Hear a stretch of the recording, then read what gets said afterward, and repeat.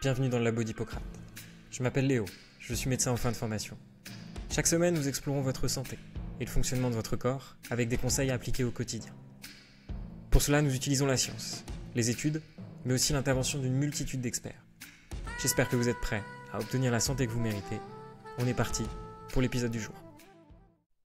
Aujourd'hui, et pour le premier épisode du labo d'Hippocrate, nous recevons Blaise Dubois, le fondateur de la clinique du coureur, pour discuter santé et course à pied. Au travers de cet épisode, vous verrez les effets sensationnels de la course à pied sur votre santé et votre corps. Comment ne pas vous blesser et que faire si c'est le cas, ainsi que des conseils concrets, que vous soyez sédentaire, coureur du dimanche ou expérimenté, avec tous les pièges à éviter, et bien sûr, plein d'autres sujets passionnants. C'est parti pour l'épisode du jour.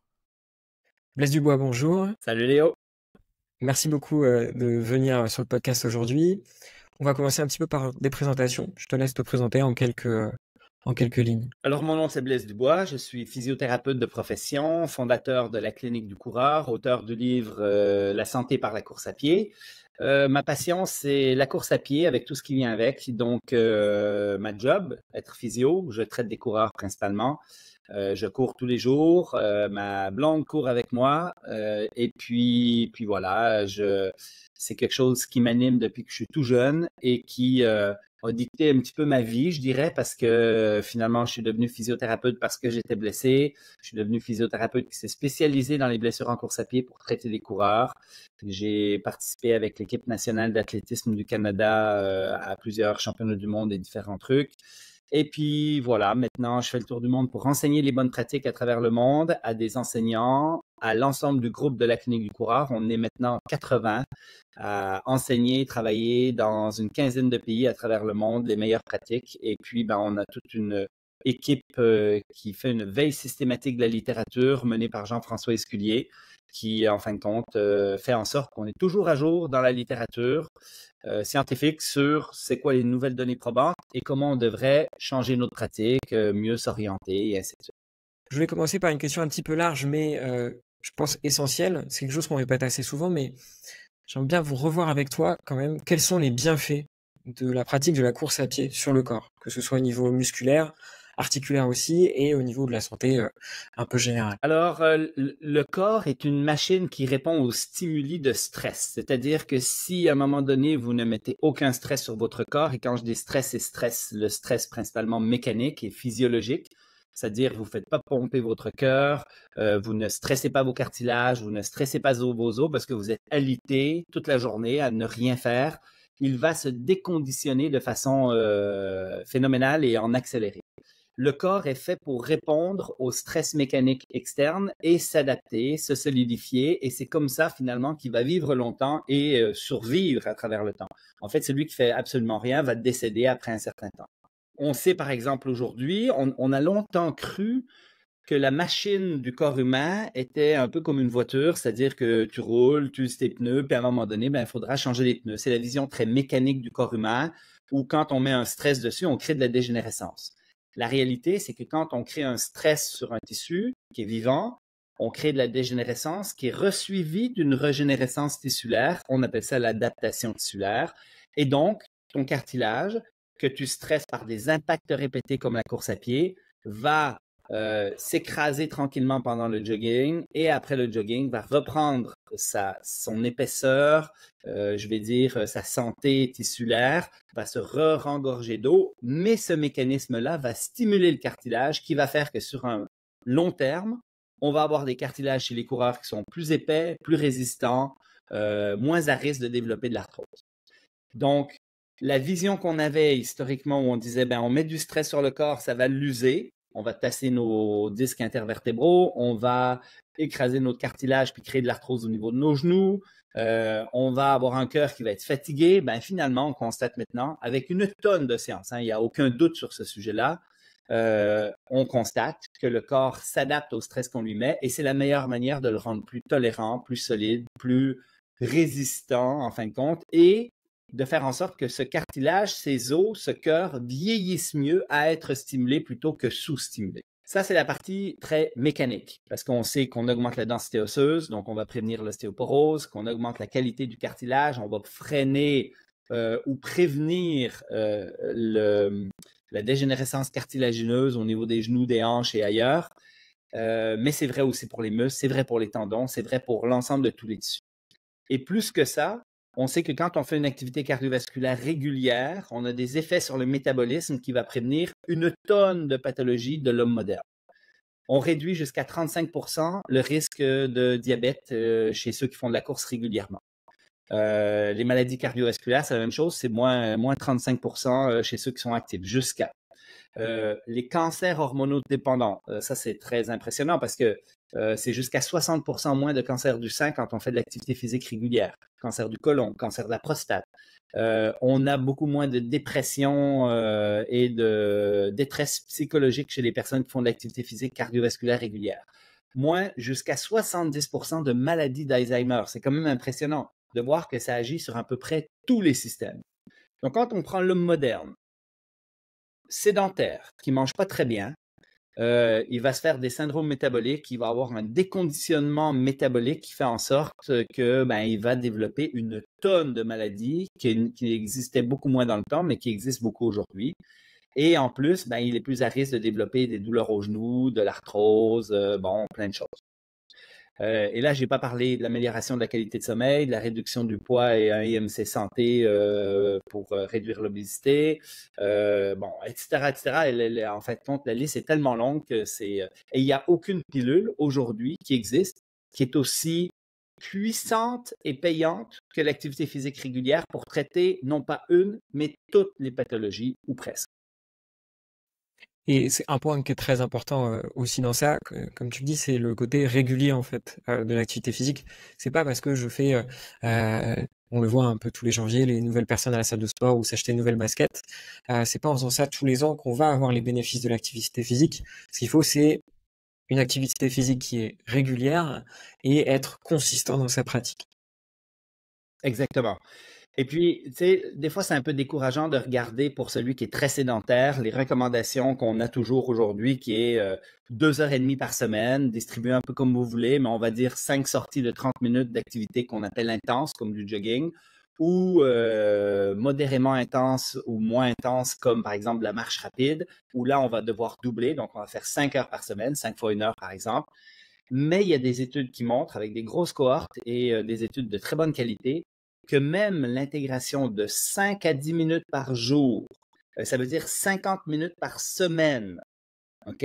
Chez quelqu'un qui est sédentaire, on arrive déjà à réduire le risque de décès de façon phénoménale. Donc, juste le fait pour un sédentaire de commencer à faire quelque chose, même si ça se calcule en quelques minutes, c'est déjà payant pour sa santé de façon générale.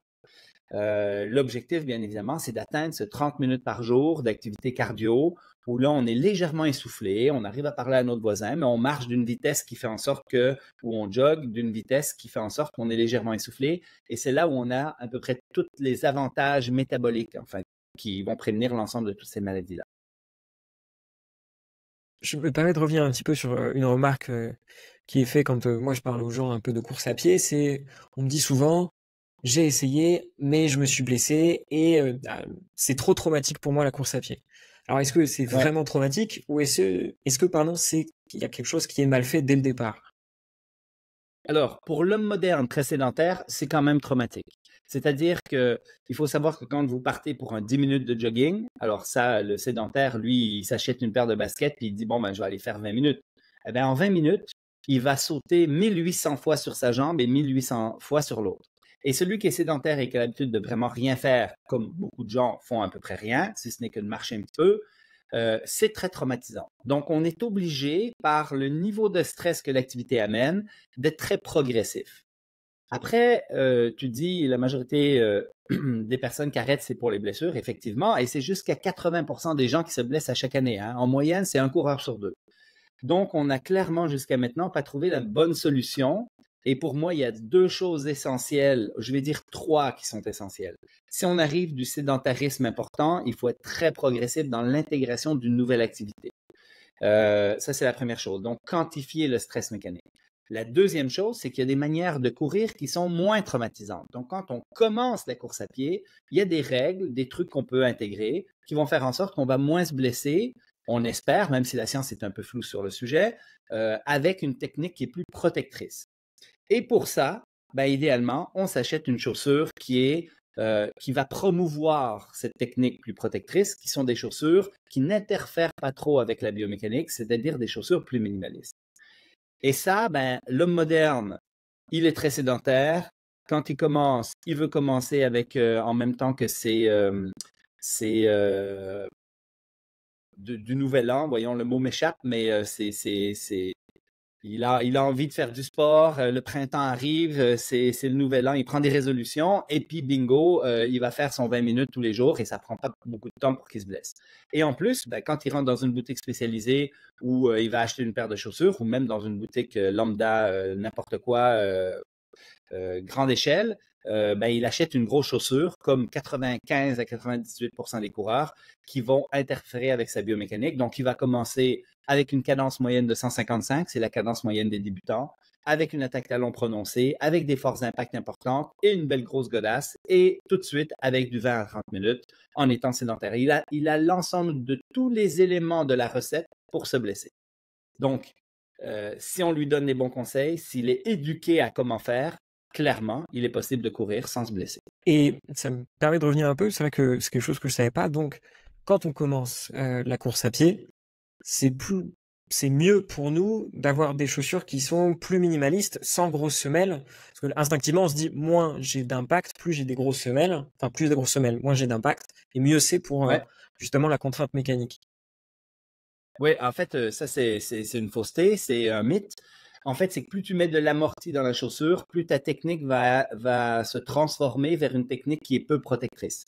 Tu vas attaquer davantage du talon, ça va ralentir ta cadence, tes vitesses de force d'impact vont être plus importantes et tu vas avoir des biomécaniques qui sont plus traumatisantes, en guillemets.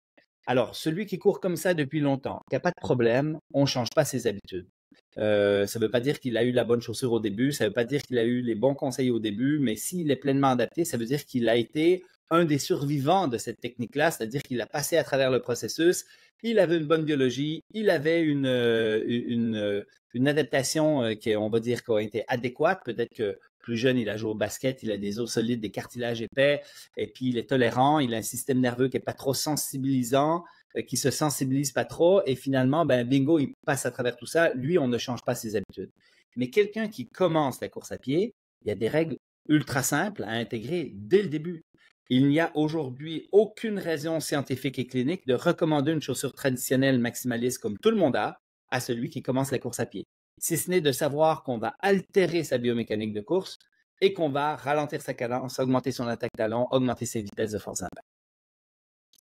Et pour les personnes justement qui, eux, pratiquent un petit peu plus la course à pied depuis plus longtemps, est-ce que ces chaussures-là sont recommandées? Est-ce qu'elles sont utiles ou vraiment c'est jamais le cas? Alors, les chaussures maximalistes que tout le monde a aujourd'hui, c'est des outils thérapeutiques pour les professionnels de la santé qui sont ultra intéressants. Alors, moi, comme thérapeute, j'ai quelqu'un qui vient me voir avec une condition de douleur au pied aiguë. Le meilleur outil que j'ai dans ma pratique, c'est pas la thérapie manuelle, c'est pas l'électrothérapie, c'est pas les pilules anti-inflammatoires, c'est clairement la chaussure. Clairement. Une chaussure plus rigide pour enlever du stress sur les têtes métatarsiennes, plus d'amorti pour enlever du stress sur une thalalgie ou une plaque plantaire ou un névrome de Morton, faire des places d'isolation pour enlever de la pression sur des places du pied avec un support d'arche, avec des trous, avec différentes choses, donc une semelle interne. On est dans de l'outil thérapeutique. La question, c'est comment ça se fait qu'un outil thérapeutique qui protège les structures du pied est utilisé pour 98% des gens en Europe et au Québec. C'est-à-dire qu'on met quelque chose qui est ultra protecteur, qui est rigide, qui empêche le pied de fléchir adéquatement, de bouger adéquatement. On lui met de l'amorti pour empêcher le stress au niveau du pied, parce que ce qu'on sait avec les chaussures amortissantes, avec plus de coussinage, en fin de compte, c'est qu'on protège le pied, mais on augmente le stress sur le genou, la hanche et le dos. Mais on protège le pied. Mais la question, c'est pourquoi on veut protéger le pied de cette manière-là chez quelqu'un qui débute la course à pied. Et à force de protéger, ce qu'on constate aujourd'hui, c'est qu'on crée des tissus plus fragiles. C'est-à-dire que si vous avez un tissu que vous protégez au maximum du stress mécanique, c'est l'histoire de tout à l'heure, vous plâtrez votre bras va s'atrophier, va devenir plus fragile. On voit le muscle qui devient tout petit, mais c'est pas juste ça. Le tendon, le cartilage, les os, tout se fragilise à ne pas être utilisé. Et donc, la chaussure moderne a cet effet de protection qui en fait un outil thérapeutique exceptionnel, mais qui fait aussi que sur le chronique, sur le long terme, utiliser des chaussures très protectrices va fragiliser votre pied. Donc, à ta question, est-ce qu'on devrait recommander ces chaussures-là pour celui qui a plus l'habitude? Moi, c'est plus que je suis pris avec comme thérapeute. Celui qui a des habitudes, il est tellement habitué que le jour où il transfère trop vite vers du minimalisme ou qu'il part sur une île dans le sud avec des tongs pour marcher pendant une semaine et demie sans ses chaussures traditionnelles, il va revenir avec une fasciapathie plantaire, avec une douleur de pied, parce qu'il est tellement pas adapté à être pieds nus, à être en tongs et à avoir moins de support et d'absorption. Donc, c'est plus parce qu'on est pris avec qu'on continue de le recommander sans que ça soit une bonne chose. Le problème, c'est que même les débutants qui commencent, on les habitue tout de suite à des chaussures inappropriées sur le futur. Et plus que ça, on fait la même chose avec les enfants. Les enfants, avant même de marcher, ils ont des souliers dans les pieds. Et très rapidement, on va leur mettre de l'amorti, des supports d'arche, des contrôles de la pronation, de la rigidité, du drop, une élévation de talon. Pourquoi? On n'en a aucune espèce d'idée. Le marché est fait comme ça. Et ça me permet de rebondir. Est-ce qu'on connaît un peu justement l'impact du fait de chausser ses enfants comme ça sur les troubles de la marche, les différentes douleurs, troubles de croissance ou autres? Est-ce que tu as des infos sur ça? Alors, on sait maintenant que la chaussure est la cause numéro 1 de la déformation du pied, principalement de l'avant-pied. Donc, les fameux hallux valgus, orteil marteau, etc. C'est d'abord et avant tout causé par une chaussure qui ne respecte pas la forme du pied, qui l'amène dans une place, en fin de compte, où le gros orteil va être poussé vers l'intérieur en valgus, ton 5e orteil va se cacher en dessous du 4e, bon, etc. On sait que sur l'utilisation chronique de ces chaussures-là, va avoir tendance à déformer le pied chez les personnes qui ont une certaine vulnérabilité, parce qu'il y en a qui portent ces chaussures-là et qui ne se déforment pas trop, mais de façon générale, le pied de l'homme moderne est clairement différent de celui qui a l'habitude d'être pieds nus. Chez les enfants, on a des études qui nous montrent que effectivement le début de la marche est un peu retardé. Il y a plein de facteurs, en fin de compte, dans le développement moteur qui ne sont pas optimales avec des chaussures traditionnelles. Et en fin de compte, la question, c'est est-ce qu'on veut que nos enfants développent des fragilités de pied pour que plus tard, ils soient condamnés à la chaussure maximaliste? Ou est-ce que justement, quand tu es enfant, en fait, c'est assez simple, hein? Tu devrais être pieds nus le plus souvent possible, presque tout le temps. Après, socialement, ça devient plus compliqué parce que tu vas en ville et puis, bon, là, on a besoin de chaussures. Là, jusqu'à le plus longtemps possible en âge, quand tu es enfant, tu devras avoir un pied qui a le plus de liberté possible. Les critères d'une chaussure d'enfant, c'est d'abord un fit anatomique, donc qui respecte la forme du pied, mais après ça, qui est le plus mince, le plus bas, le plus flexible, le plus léger possible. Et qui, justement, n'altérera pas non seulement les mouvements du pied, mais le développement moteur global de l'enfant. D'accord, super, super intéressant. Franchement, c'est des choses qui sont pas du tout instinctives de base et je pense que ça fait des bons rappels. Il y a une notion que tu as évoquée plusieurs fois, c'est la notion de contrainte mécanique. Est-ce que tu peux en dire un petit peu plus sur le sujet, expliquer ces différents termes? Alors, les tissus vivants s'adaptent en fonction du stress mécanique qu'on leur applique. D'un côté, tu as du stress qui est appliqué sur le tissu. Donc, je cours, j'ai des impacts, mon cartilage mange des coups. Et d'un autre côté, j'ai la capacité du tissu à tolérer ce stress. Et on se blesse quand il y a un déséquilibre entre la capacité versus le niveau de stress. Donc, tu pourrais avoir quelqu'un qui dit, mais pourtant, je n'ai marché que 5 minutes. Mais tu étais tellement sédentaire et ta capacité est tellement basse que même 5 minutes, c'est trop pour toi. C'est possible. Et d'autres personnes vont faire 30, 40 minutes de course et puis ils ne se blesseront pas. Pourquoi? Parce qu'ils ont une capacité à tolérer le stress qui est plus important.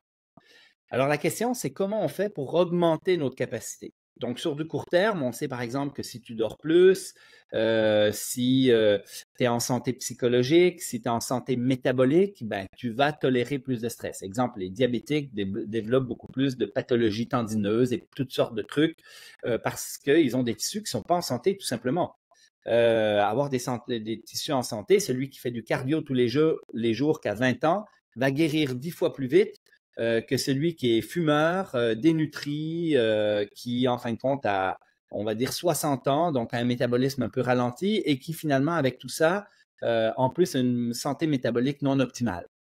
il y a des facteurs qu'on appelle pro-adaptatifs et des facteurs qu'on appelle anti-adaptatifs. Donc, à la base déjà, la capacité va être modulée par différents facteurs de toutes sortes. Mais si vous voulez augmenter votre capacité à tolérer du stress, ben c'est très simple. Il faut stresser. Et il faut stresser dans le bon dosage. Et c'est là qu'on intègre la quantification du stress mécanique. C'est-à-dire mettre un stress sur notre corps avec la réponse désirée du corps. Je cours et je désire ne pas avoir de douleur pendant ma course. C'est pas normal que j'ai des douleurs si je vais courir pendant 5 minutes, 7 minutes, 10 minutes. Ou pour certains, 1 heure. Je suis allé hier pendant 1 heure, ben, j'avais pas mal quand j'ai couru. Après, si jamais vous réveillez un petit peu de symptômes pendant la course, c'est supposé se normaliser rapidement après. Et le lendemain, vous êtes supposé être capable de reprendre l'activité que vous avez faite la veille. Vous allez peut-être être fatigué, mais si jamais vous avez des douleurs qui vous limitent, ça veut dire que vous avez dépassé votre seuil. Et si vous dépassez votre seuil continuellement, vous allez, en fin de compte, créer des micro-bris dans les tissus, créer des micro-processus inflammatoires, et si vous ne prenez pas le temps de récupérer pleinement, vous allez graduellement vous blesser, vous enliser dans un processus pathologique. Donc, la quantification du stress mécanique, c'est l'outil qu'on utilise pour enseigner au patient à bien doser son stress. Je veux que tu stresses ton corps régulièrement. Bon exemple, si on a une tendinopathie achilléenne, je donne de la course à tous les jours. Parce que la récurrence de stimuli est de grande importance sur les tissus, entre autres à faible métabolisme. Donc, sur les tendinopathies, sur les problématiques cartilagineuses, c'est 1, voire 2, voire 3 stress par jour avec 6 heures d'intervalle entre chaque. On stimule le corps et au moment où il ralentit un peu son adaptation, son métabolisme, on lui redonne un petit stimulus pour dire « Hey, il faut que tu t'adaptes ». Et là, ce qu'on fait finalement, c'est que on va par exemple courir le matin, faire des exercices le soir pour que notre tendon se solidifie. Et il faut que le dosage de ce qu'on fait soit toujours optimal pour avoir la réponse optimale. J'ai plus de douleur, je ne suis pas capable de refaire mon activité le lendemain, j'ai mon genou qui gonfle, j'ai mon tendon qui me fait mal, ça crépite, c'est pas normal. Et j'irai même plus loin. Quand on fait une activité, certains vont vivre des courbatures musculaires, le raquage au Québec. Les courbatures, en fait, c'est un indice, c'est un signe qu'on en a trop fait par rapport à notre capacité. Mais là, vous êtes chanceux parce que la courbature, c'est sur un tissu musculaire qui est un tissu à très haut métabolisme. Vous attendez 4-5 jours, puis vous allez avoir pleinement récupéré et vous allez même après être immunisé de l'activité que vous avez faite parce que la courbature enclenche justement le processus d'adaptation. Mais la courbature reste quand même un indice que vous avez dépassé votre tolérance. Vous pourriez très bien aller un peu moins loin, ne pas avoir de courbature ou être limite courbature et progresser pour arriver exactement au même niveau que si vous aviez eu des courbatures et parce que votre tissu va s'adapter même si vous n'avez pas de courbature en augmentant le stress de façon graduelle et progressive. Ça permet de refaire un point sur c'est pas parce que vous avez des courbatures que vous avez fait forcément une bonne séance de sport ou c'est pas parce que vous n'avez pas de courbatures que la séance de sport a été mauvaise. Les courbatures ne doivent pas être un objectif. Exact. Tout à fait d'accord. Je vous coupe quelques secondes pour vous dire que si vous souhaitez contester certaines choses qui ont été dites durant l'épisode, suivez le lien en description pour déposer vos réclamations avec étude à l'appui. Je ferai un épisode bonus regroupant toutes les mises à jour, tous les 4 podcasts. On peut reprendre. Petite question en plus, là on parle de stress mécanique, toutes ces choses-là. J'aimerais bien qu'on fasse un peu le point sur les différentes blessures les plus fréquentes qu'on retrouve en course à pied. Si on peut faire un petit top 3 que toi tu arrives à observer de ton côté. Je sais si c'est à peu près concordant avec ce que j'ai pu voir. Alors le top 3, dans ma pratique, je vais te dire, c'est douleur fémoro-patellaire. Je vais faire un top 4. Hein. Douleur fémoro-patellaire, périostite tibiale, les medial tibial stress syndrome, la tendinopathie achilléenne et la fasciapathie plantaire. C'est les pathologies les plus fréquentes. Mais dans la littérature, on arrive à les classifier selon le profil du coureur. Les marathoniens, par exemple, ont beaucoup plus de problèmes de genoux. Donc eux, leur top 2, c'est douleur fémoro-patellaire et syndrome de bandelette iliotibiale. Quand on regarde le demi-fondeur, celui qui fait de la piste, le pistard, lui, il va avoir beaucoup plus de périostite tibiale et de douleurs de type tendinopathie d'Achille, des pathologies plus distales. Et il va avoir plus aussi de fractures de stress au niveau métatarsien, tibial. Quand on prend le trailer, l'ultra-trailer, lui, sa problématique, c'est les longues descentes continues. Il va se faire des bandelettes iliotibiales, il va se faire des douleurs fémoro-patellaires et il va se faire des problématiques de releveur de pied, donc la ténosynovite du tibial antérieur. Et bien évidemment, chez le trailer, on a des entorses de cheville qui est la blessure traumatique la plus fréquente chez lui. Quoi dire d'autre? Le débutant, les 2 pathologies les plus fréquentes, périostite tibiale, douleur fémoro-patellaire.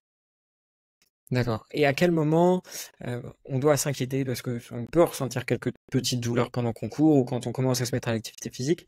À quel moment on doit se dire, ok, bon là, faut que je fasse quelque chose, faut que j'aille voir un professionnel parce que c'est pas forcément normal. Alors moi, je dis toujours à mes patients que si jamais le lendemain de leur course, ils n'arriveraient pas à refaire ce qu'ils ont fait, c'est qu'ils en ont trop fait. Surtout chez un débutant qui, lui, va avoir des dosages plus limités. Parce que celui de l'expérimenté, il se fait une grosse sortie la fin de semaine, une longue sortie avec un tempo. Ben, le lendemain, il sait qu'il a une journée de repos ou une journée de récupération. Il fait juste un 20-30 minutes de jog parce qu'il a fait 2 heures, 2 heures et quart le week-end avec des tempos et des choses parce que dans sa planif, on finit la semaine avec un état de fatigue, avec une longue sortie qui est épuisante. Donc, le lendemain, on ne refera pas le même entraînement. Mais le débutant, lui, à chaque jour, il devrait se dire, est-ce que j'arrive à refaire ce que j'ai fait hier? Et si la réponse est non, c'est qu'il a un peu exagéré. Donc, il doit se reposer une journée, voire 2, et après ça, ben, reprendre un peu en arrière. Et c'est ça la quantification du stress, c'est le bon dosage. Mais c'est d'avoir des petites douleurs. Alors, ça dépend qu'est-ce qu'on définit par douleur. C'est pas normal que ton tendon d'Achille soit un peu sensible. Et si jamais ça l'est subtilement pendant ta course, OK, on peut peut-être vivre avec. Si c'est un premier épisode, non. Si c'est un premier épisode, c'est pas normal d'avoir mal au tendon d'Achille quand on court, ni en dessous du pied. En fait, quand on parle de douleurs un peu générales, parce que ben, on est tellement sédentaire que finalement, on a des douleurs qu'on ne sait pas trop si c'est des douleurs ou de l'inconfort ou ainsi de suite, ça peut être acceptable. Mais encore une fois, si jamais vous avez quelque chose à l'entraînement, cette douleur ou cet inconfort doit se normaliser dans les 30 à 60 minutes qui suivent votre effort. Donc, je vais courir, j'ai un petit inconfort en dessous du pied. Si le soir, en marchant chez moi, j'ai encore un petit peu d'inconfort en dessous du pied, c'est pas normal. Là, je suis en train de réveiller un processus. Et là, et c'est ça qui arrive avec la majorité des coureurs, c'est qu'ils vont retourner à la course à pied par la suite en se disant, ouais, bon, c'est une petite douleur. Et là, tranquillement, la douleur augmente et eux s'enlisent tranquillement dans leur processus pathologique et sont en train de développer. Moi, ceux qui viennent me voir, ils me disent, bah, ça fait 1 mois à peu près que j'ai mal au tendon d'Achille. Je pensais que ça allait passer, mais bref, là, je viens de voir parce que finalement, c'est de pire en pire. Et là, j'ai été obligé d'arrêter. Mais il fallait arrêter beaucoup plus tôt. La douleur en aigu est le meilleur indicateur que le corps a pour savoir qu'on a dépassé notre tolérance maximum. On se pique sur une aiguille, on retire le doigt et on sait qu'il ne faut pas se repiquer par la suite. C'est un stimuli qui est calculé pour qu'on se protège. J'ai mal au pied. L'objectif de cette douleur-là, c'est de dire arrête de marcher. Arrête de produire, de faire l'activité qui met en stress ton tissu, qui, lui, parce qu'il est mis en stress, te donne un signal de douleur parce qu'il sait qu'il est dans ses limites de tolérance. Et encore une fois, ce qu'il ne faut pas, c'est dire je cours, j'ai mal, j'arrête pendant une semaine, je recommence, j'ai mal, je réarrête pendant une semaine. C'est de dire, ben, je vais courir tous les jours. Pour certains, des fois, je leur dis, je veux même 2 stress par jour, tu pars marcher le matin et le soir, mais dans des dosages où on sait que tu le tolères bien. Et là, le stimuli récurrent va faire en sorte que ton corps va beaucoup mieux s'adapter. C'est vraiment contre-intuitif sur le papier parce que c'est vrai que dès qu'on a une petite douleur, on a vite à se dire il faut absolument que je fasse une pause, parfois 1 semaine, 2 semaines. Et au final, toi, de ton côté, tu préconises plutôt le fait de diminuer en effet cette contrainte mécanique et ce stress, mais continuer tout de même d'exposer son corps à ça. Alors, ça dépend qu'est-ce que tu as provoqué comme douleur. Tu sors faire une sortie, tu te réveilles une douleur, tu reviens à la maison, le soir, tu as encore mal, le lendemain matin, tu te lèves, tu as des raideurs matinales plus importantes, tu as un peu de boiterie, je ne te ferai pas courir. Je vais dire, écoute, là, tu as besoin de 3-4 jours. Mais tu sais par contre que tu as vraiment exagéré et que clairement, tu as dépassé ta limite maximale et que si tu vas là-dedans, plutôt que de te solidifier, tu te fragilises. Et les 3, 4, 5 jours que tu as besoin de repos vont te fragiliser aussi. La meilleure manière de devenir plus robuste et solide et d'être plus tolérant au stress, donc de pouvoir courir davantage, c'est de dire, je vais courir tous les jours. Mais je vais commencer par 3 fois 1 minute. Si ça va bien, 4 fois. Ça va bien 5 fois, 6 fois, 7 fois. Et je dis à mes patients, je te donne même pas un programme de course, je te donne un exercice de course. Tu cours pour solidifier ton corps. Je sais que 3 fois une minute, tu n'auras pas les avantages physiologiques que tu désires, tu n'auras pas les productions d'endocannabinoïdes qui te font en sorte que tu as du plaisir à courir. Je le sais. On s'adapte tranquillement pour arriver à une zone où là, tu vas avoir du plaisir. Et là, tu vas avoir des effets sur ta santé et des effets. Mais présentement, notre facteur limitant, c'est pas ton cardio. Et ça, c'est une autre chose. C'est que moi, j'ai des patients qui viennent me voir. Ils sont nageurs, ils sont cyclistes et ils se mettent à la course à pied. Ben, ils ont une physiologie, un cardiovasculaire qui leur permet de courir 1 heure, mais ils n'ont pas le corps pour le faire. Et là, c'est sûr qu'ils se blessent. À la limite, l'obèse, déconditionné, qui est vraiment pas en forme, lui, il commence la course à pied à 3 fois une minute, il a son quota. Il est déjà fatigué, il a déjà sa limite et il arrête et c'est très bien. Et à la limite, il va moins se blesser que celui qui est trop en forme et qui est capable d'en faire beaucoup plus pour une tolérance mécanique qui est beaucoup moins. D'accord, plutôt très, très, très pertinent parce que c'est quelque chose qu'on voit beaucoup aussi des personnes qui se considèrent comme sportives, ou qui pratiquent une toute autre activité physique et qui d'un seul coup se mettent à la course à pied et ils vont à fond et au bout d'une, 2, 3 séances, en fait, ils sont blessés Ouais. et ils sont dégoûtés de la course à pied. Moi, ça a été mon cas pendant très longtemps. Toujours considéré que la course à pied, c'était absolument pas pour moi, jusqu'à ce que justement je décide de faire les choses bien et d'y aller vraiment très progressivement, avec justement une contrainte un peu plus progressive tous les jours. Ouais. Sur Après, les antécédents de l'individu sportif peuvent avoir une influence sur la capacité à tolérer du stress mécanique. J'ai joué au basket, j'ai joué au foot. Mieux que ça, j'ai joué au futsal, donc à l'intérieur. Et à partir de ce moment-là, ben, je vais avoir une tolérance au stress mécanique qui va être beaucoup plus grand. Ces personnes-là, s'ils ont joué quand ils étaient adolescents, vont avoir des os, des cartilages plus solides que le nageur ou que le cycliste ou que le skieur de fond. Donc, le profil de l'activité peut avoir une influence sur la progression que vous pourrez avoir quand vous allez commencer la course à pied. Mais si on ne veut pas se tromper, on commence mollo, on progresse et on court tous les jours. Et ça, c'est un autre conseil que les gens trouvent très bizarre. Je leur dis, faudrait courir idéalement tous les jours. Et il y en a qui me disent, ouais, mais non seulement j'ai pas le temps, mais tous les programmes que je vois sur le web, ben, ils ont 4 sorties par semaine, 3, parfois 2. Ben, les études nous montrent actuellement qu'à 2 fois par semaine, on est plus à risque de se blesser que si on fait du 4, 5, 6. Et puis, cliniquement, moi, c'est probablement un des conseils les plus importants que je peux donner à quelqu'un, c'est essaye de courir. Tu es débutant, tu commences, il faut que tu cours tous les jours. D'accord, mais courir tous les jours avec de manière un peu progressive et des séances vraiment où on se sent pas dans la difficulté non plus, quoi. Exactement. Donc, au début, des dosages minimales que tu ne considéreras pas comme étant de la course. Le fameux, alors, je veux bien savoir ce que tu en penses. Moi, c'est quelque chose que j'essaie de préconiser aussi quand quelqu'un commence et qu'il est vraiment sédentaire ou autre. C'est l'alternance entre la course à pied, la marche. Typiquement, je cours 1 minute, je marche pendant 2 minutes et ça permet de faire ça un peu sur des durées prononcées. Est-ce que c'est utile, ça? Très utile. Très utile parce que, en fait, je te donne un exemple. Quand tu sors 5 fois 1 minute course, 1 minute marche, tu es sorti 10 minutes. Puis en plus, tu as marché un peu avant, un peu après. Finalement, tu es sorti 15 minutes. Donc, tu vas avoir un 15 minutes de sortie, idéalement en plein air, dehors, parce que ça a des avantages aussi pour la santé. Ton stress physiologique, cardiovasculaire, il va être de un peu plus que 5 minutes. Et ton stress mécanique, il va être de 5 minutes parce que tu as couru pendant 5 minutes, 5 fois 1 minute finalement. Donc, tu as 5 minutes de course qui est relativement traumatisant. Mais quand tu arrêtes de courir puis que tu marches, ta physiologie, ton cardiovasculaire continue de fonctionner un peu, c'est-à-dire que tu restes haut un peu dans les battements, ils descendent tranquillement pendant la minute et tu repars. Donc, 5 minutes de marche et de course et de stress mécanique, c'est peut-être l'équivalent de 7 minutes de stress physiologique et peut-être de 8 ou 9 minutes de stress métabolique pour la santé et une sortie de 10, 12, 15 minutes. Donc, oui, fractionner a des avantages, surtout quand on n'est pas en super forme. C'est-à-dire, le fait de fractionner va nous permettre de cumuler plus de volume, meilleur pour la santé, mais en calculant un stress mécanique qui est moindre.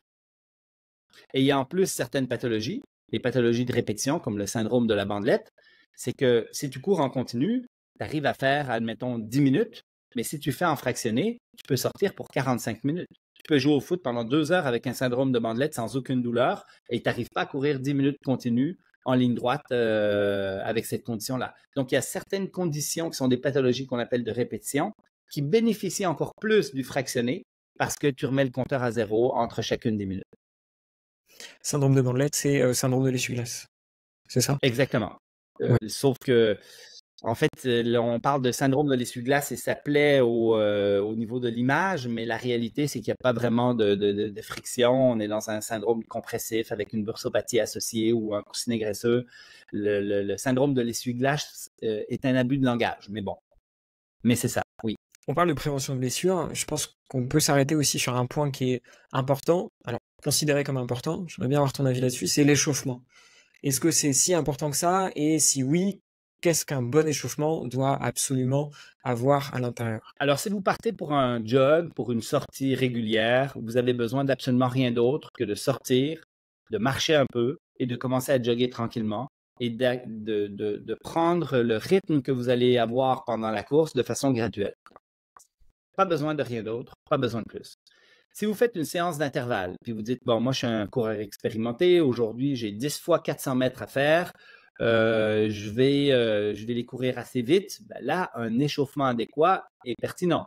Arriver sur la piste et puis tout de suite enchaîner des 400 mètres sans avoir couru au préalable, sans avoir augmenté sa température, pourrait augmenter le risque, surtout chez les personnes qui prennent de l'âge, augmenter le risque de se blesser avec une moins bonne préparation. Mais l'échauffement, ce n'est pas du stretching, ce n'est pas de l'assouplissement. L'échauffement, c'est augmenter sa température corporelle, c'est faire en sorte, en fin de compte, que le corps, en joguant graduellement, augmente sa température, les tissus deviennent moins visqueux, sont plus compliants à l'étirement, sans qu'on ait rien étiré. Et c'est aussi un petit apprentissage moteur, donc on va courir, jogger, augmenter sa température, on va faire ça pendant 20 minutes, peut-être 30 minutes. Après ça, on va faire quelques petits tempos accélération à 60%, 70%, 80%, 90% et 100% de la vitesse qu'on va faire pendant l'entraînement pour graduellement, mécaniquement utiliser des amplitudes qui sont de plus en plus importantes, une vitesse de contraction qui est de plus en plus importante et éveiller notre système neuro à être capable de contracter le muscle au bon moment dans la bonne séquence. Donc ça, c'est de l'échauffement. Je n'ai pas parlé d'assouplissement ni d'étirement dans l'échauffement, mais l'échauffement est important si on fait un entraînement avec de la vitesse, avec de la qualité, comme les coureurs expérimentés font 2 fois par semaine, la majorité du temps. Et ça me permet justement de rebondir du coup sur est-ce qu'il y a une utilité à l'étirement, au stretching en tant que tel, que ce soit après la séance ou en dehors complètement des séances de course à pied pour la pratique et pour la prévention des blessures? Alors, le stretching n'est pas une mauvaise chose, en fin de compte. Elle devient de plus en plus intéressante quand on prend de l'âge, quand on a un travail sédentaire, qu'on est assis toute la journée finalement. D'avoir une bonne mobilité globale, ça peut être intéressant. D'utiliser le stretching pour avoir plus de souplesse et donc de mobilité, ça peut être intéressant. Mais je vais être sincère avec toi, dans un objectif de prévention, c'était largement surfait. C'est-à-dire qu'on s'étirait avant d'aller faire du sport en pensant qu'on allait prévenir quoi que ce soit, ça change absolument rien. Voire à la limite, ça peut augmenter le risque de blessure et réduire la performance si on le fait juste avant une activité de force-vitesse. L'étirement après pourrait être intéressant, mais souvent, moi, je vais recommander aux patients d'attendre de refroidir, donc de se faire des séances de stretching le soir avant de se coucher, plutôt que de faire tout de suite après, où là, tu es bien chaud, tu vas pouvoir aller bien loin, mais quand tu vas refroidir, tu vas reperdre cette mobilité-là. Et la question, c'est quel est le niveau de flexibilité, de mobilité que tu as besoin pour tes activités, ton sport et ainsi de suite. Et à pratiquer un sport, on pratique les amplitudes nécessaires et la mobilité nécessaire. Donc, est-ce qu'on a besoin d'un plus par-dessus? Je ne suis pas convaincu. Et moi, ça fait des années que je ne m'étire pas parce que je n'ai pas d'intérêt, parce que je n'aime pas ça, puis parce que je ne fais plus de performance. La question, c'est est-ce qu'un athlète de haut niveau devrait s'étirer pour mieux performer? Il y a certains groupes musculaires qui nécessitent une bonne mobilité pour pouvoir courir vite. Je pense entre autres au droit antérieur de la cuisse du quadriceps et le psoas-iliaque dans la hanche. C'est des muscles qui ont besoin d'être étirés quand on court. Si tu vas aller vite, il faut qu'il y ait une bonne mobilité. Mais normalement, à pratiquer de la vitesse et aller de plus en plus vite quand tu cours, tu vas étirer ces groupes musculaires-là. Mais si tu t'appelles Lance Armstrong, puis après 7 ans de vélo intense, tu décides de faire de la course et de courir un marathon, ben peut-être ça se peut que ces groupes musculaires-là aient perdu un peu d'amplitude et que ça soit un facteur limitant et que avec le même VO2 que les Kenyans qui font 2h05, ben tu fais à peine en dessous de 3 heures. C'est l'histoire de Lance Armstrong quand il a fait un marathon après ses années de vélo. Donc, on a besoin d'une certaine mobilité, flexibilité de certains groupes musculaires pour aller vite. Mais normalement, la pratique de l'activité va te donner une certaine mobilité par la pratique de l'activité. Certaines personnes naturellement raides pourraient bénéficier de stretching à distance de l'entraînement, plus après qu'avant. D'accord, très intéressant parce que je me rappelle un peu des étirements qu'on faisait avant le foot ou toutes ces choses-là où il y a une espèce de stretching, on ne sait pas trop ce qu'on fait, mais on pense que c'est utile et apparemment pas tant que ça. Exact. J'aimerais bien revenir sur quelque chose que j'ai vu sur le site de la Clinique du Coureur et dans toutes vos communications aussi. C'est quelque chose d'assez nouveau, j'ai l'impression. C'est la prise en charge des blessures avec le protocole Peace and Love. Est-ce que tu peux en dire un peu plus? Oui. Alors, certains connaissent peut-être le protocole Price. En Europe, on avait le grec. Alors, le grec, c'était pour G pour glace, R pour repos, E pour élévation, C pour compression. Ces protocoles-là ont évolué il y a une quinzaine d'années avec le Police. Là, plutôt que le Price, le R qui était rest, qui était repos, on avait le OL pour Optimal Loading. Et ça, c'était une très grande évolution dans l'acronyme parce qu'on se disait, OK, il ne faut pas juste se reposer après une entorse, il faut charger, mais au moment opportun et dans le bon dosage. Donc, Optimal Loading venait vraiment mettre un très bon, deux nouvelles lettres très intéressantes pour cet acronyme. Et nous, on l'a fait évoluer à la Clinique du Coureur vers le Peace and Love. Donc, c'est une publication qu'on a fait avec Jean-François Esculier dans le BJSM, la plus grande revue en musculo-squelettique au monde. On a écrit un éditorial. On a publié ce papier-là qui a une altométrique maintenant de plus de 1000, donc qui fait partie des peut-être 0,1% des articles les plus cités, les plus lus, les plus vus. Voilà. Et le protocole Peace and Love, en fin de compte, ben, c'est qu'est-ce qu'on fait suite à une lésion traumatique. Tu te fais une entorse de cheville, tu te fais une lésion myoaponeurotique, un fameux claquage musculaire, donc le muscle a une lésion parce qu'il t'a fait une accélération et là, où tu as reçu un coup dessus, tu as une blessure traumatique. Pendant les 3 premiers jours, tu utilises le protocole Peace et par la suite, tu commences le Love. Donc, Peace, ça veut dire P pour protection. Donc, initialement, tu viens de te faire mal, tu t'assures de ne pas avoir mal. Donc, ton entorse de cheville te fait mal quand tu pointes ton pied vers l'intérieur, ben, pointe pas ton pied vers l'intérieur. Okay? Parce que ça veut dire que tu mets en tension des tissus qui ont été endommagés, qui ont besoin, la douleur est un très bon indice, encore une fois, il ne faut pas faire ce mouvement-là. Il ne faut pas utiliser cette posture, cet étirement, ce mouvement qui provoque les symptômes. Protection pour le P. Ensuite, on a le E pour élévation. Si jamais ça saigne, il y a des fluides qui stagnent, on met la jambe dans les airs, la cheville un peu plus haut que le cœur, ça va aider au retour veineux lymphatique. On va avoir tendance à moins développer d'édème lymphatique. C'est une chose pas très solide au niveau de la science, mais qu'on fait encore. Ensuite, il y a le A. Et là, pour le A, ça c'est assez nouveau. C'est un ajout dans cet acronyme qui est Avoid anti-inflammatory modalities. Éviter les anti-inflammatoires. Le A, c'est pour Avoid anti-inflammatory. On évite les modalités anti-inflammatoires et ça veut dire quoi? Suite à une entorse de cheville, on ne donne pas d'anti-inflammatoires en vente libre ou en prescription. Naproxen, Voltaren, je ne sais pas ce que vous avez en France, mais tout ce qui est ibuprofène, Albumin, voilà, c'est à éviter au maximum. Et c'est très triste, mais les gens prennent des pilules à la tonne sans vraiment savoir c'est quoi l'effet sur leur tissu. Et les gens qui sont une entorse, ben, la majorité vont prendre des Advil. Et là, on freine l'adaptation tissulaire, on augmente le risque de chronicité, on augmente le risque de récidive en prenant des anti-inflammatoires parce que les anti-inflammatoires freinent la cascade inflammatoire, la prolifération cellulaire qui guérit le tissu. Donc, quand on prend un anti-inflammatoire, on s'assure que nos tissus ne guérissent pas optimalement. À éviter absolument. Mais on peut aller plus loin que ça. Les anti-inflammatoires, c'est vraiment c'est 60 à 80% des consultations médicales en musculo-squelettique qui se soldent par une prescription d'un anti-inflammatoire. Donc, il faut changer les pratiques des médecins, clairement. Il faut changer la pratique des coureurs parce que c'est jusqu'à 90% des coureurs qui ont pris des anti-inflammatoires dans la dernière année. Et c'est un coureur sur deux qui en prend en compétition. Et là, c'est encore pire parce que là, il y a des aspects de dangerosité. Alors maintenant, l'UTMB l'a mis au rang de dopage, donc tu ne peux pas prendre des anti-inflammatoires pendant ta course. Ils ont probablement sauvé quelques vies avec ça, mais clairement, il faut changer les pratiques. Mais il faut aussi changer les pratiques des professionnels de musculo-squelettique comme les physios, les chiros, les podos. La glace est une modalité que moi, je mettais à tous mes patients chaque fois qu'ils avaient une blessure traumatique, que je ne mets plus maintenant depuis plusieurs années. Parce que même si la glace est moins importante que les anti-inflammatoires dans son effet anti-inflammatoire, elle a quand même un effet délétère sur l'adaptation tissulaire. Donc, je recommande tout simplement, suite à un traumatisme, de ne pas mettre de glace. Aussi simple que ça.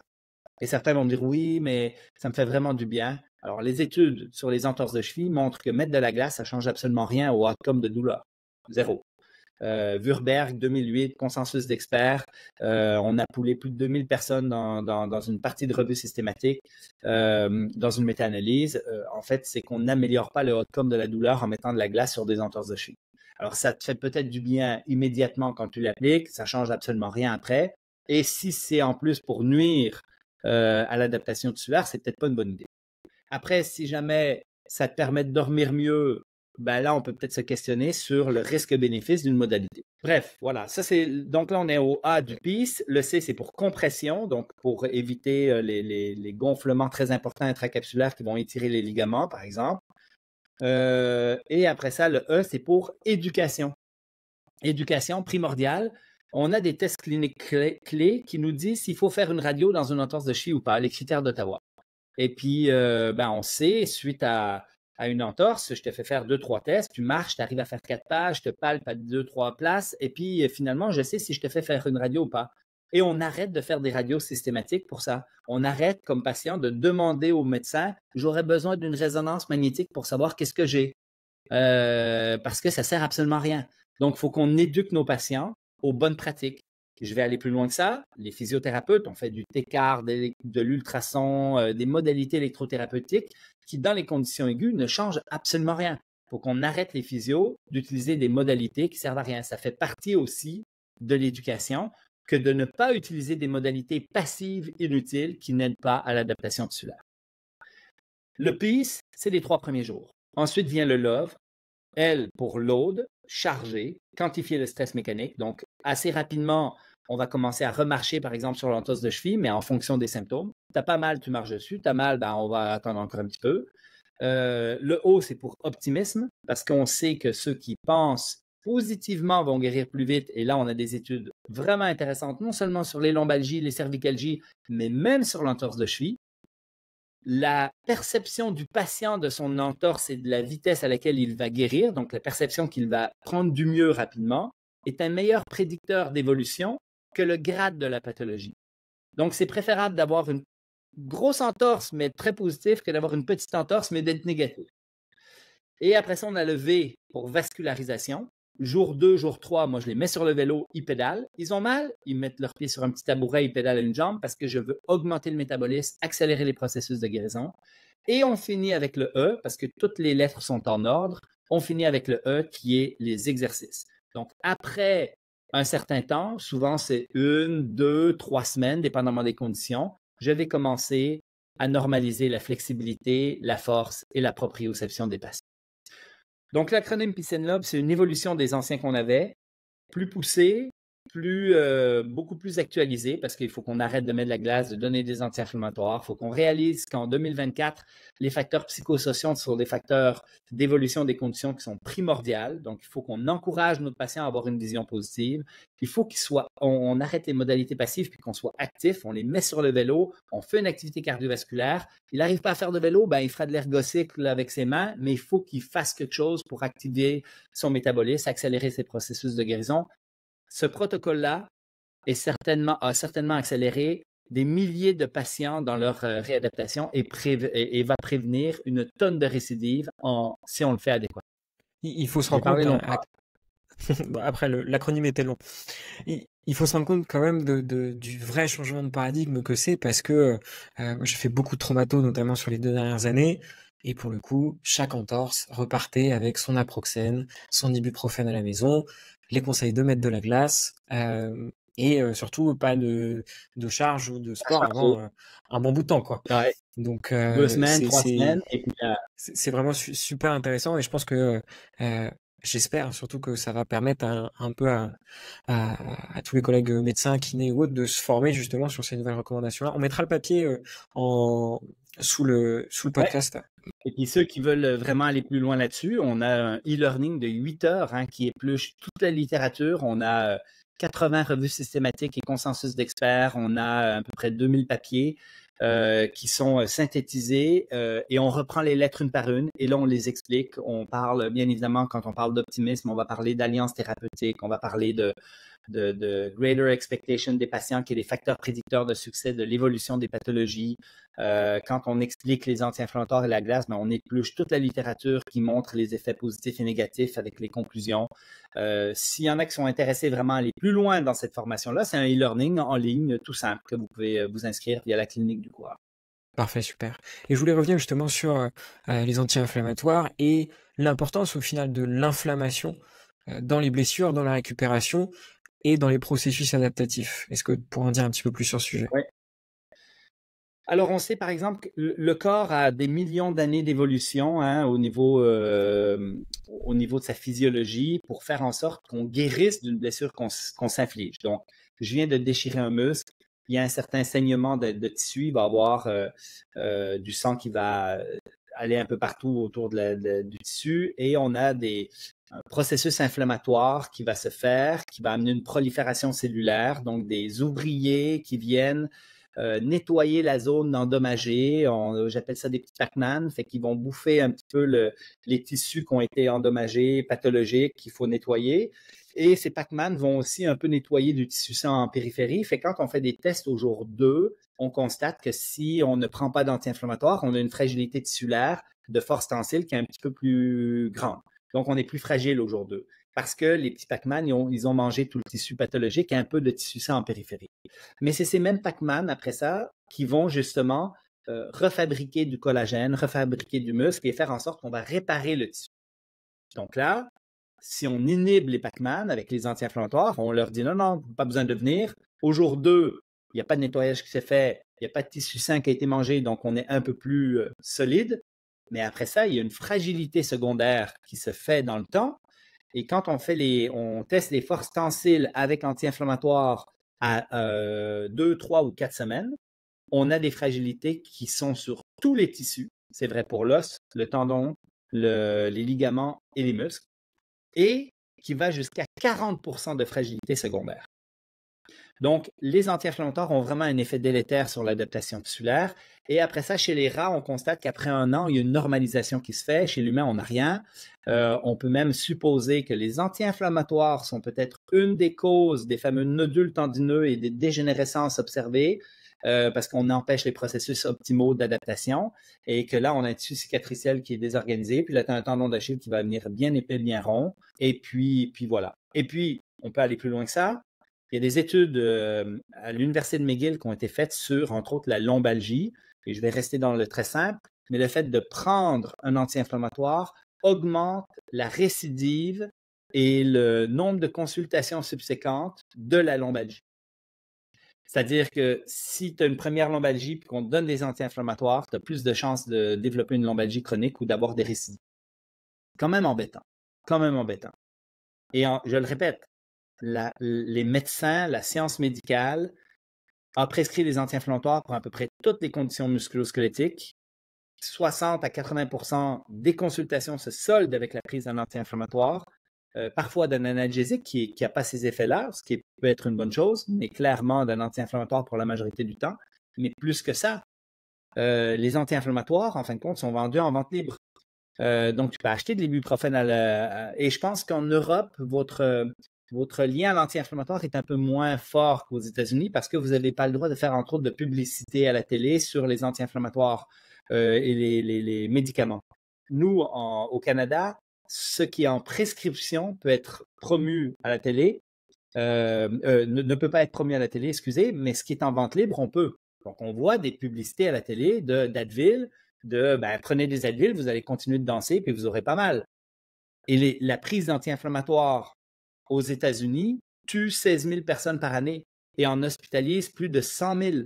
Donc, il y a une vraie problématique avec la prise anti-inflammatoire et je pense que les statistiques, parce que j'ai déjà discuté abondamment avec des médecins, on n'a pas de données en Europe qu'on a trouvées, mais probablement que les habitudes de prise anti-inflammatoire sont moins importantes et que les décès relatifs sont aussi moins importants.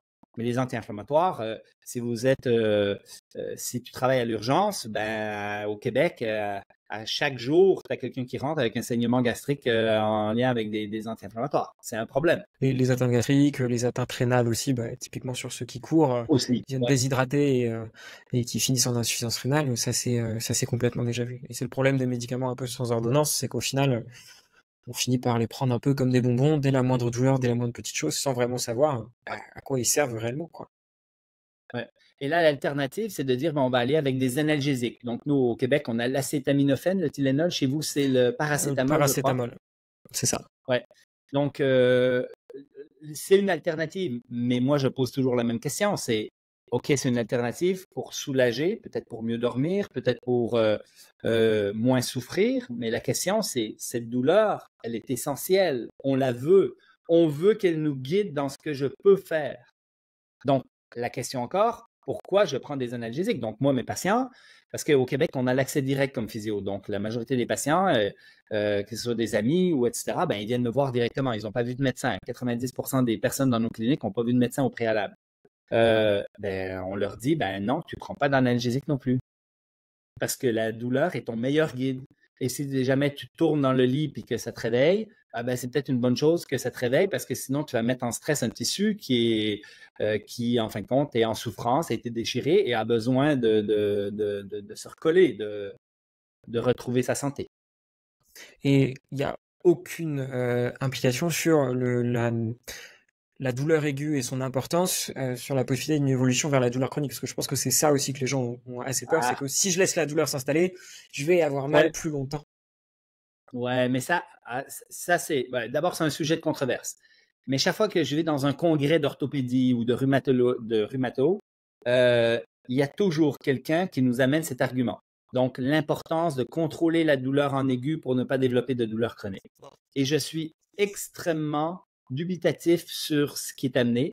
Je demande à avoir de la science sur le sujet, première chose.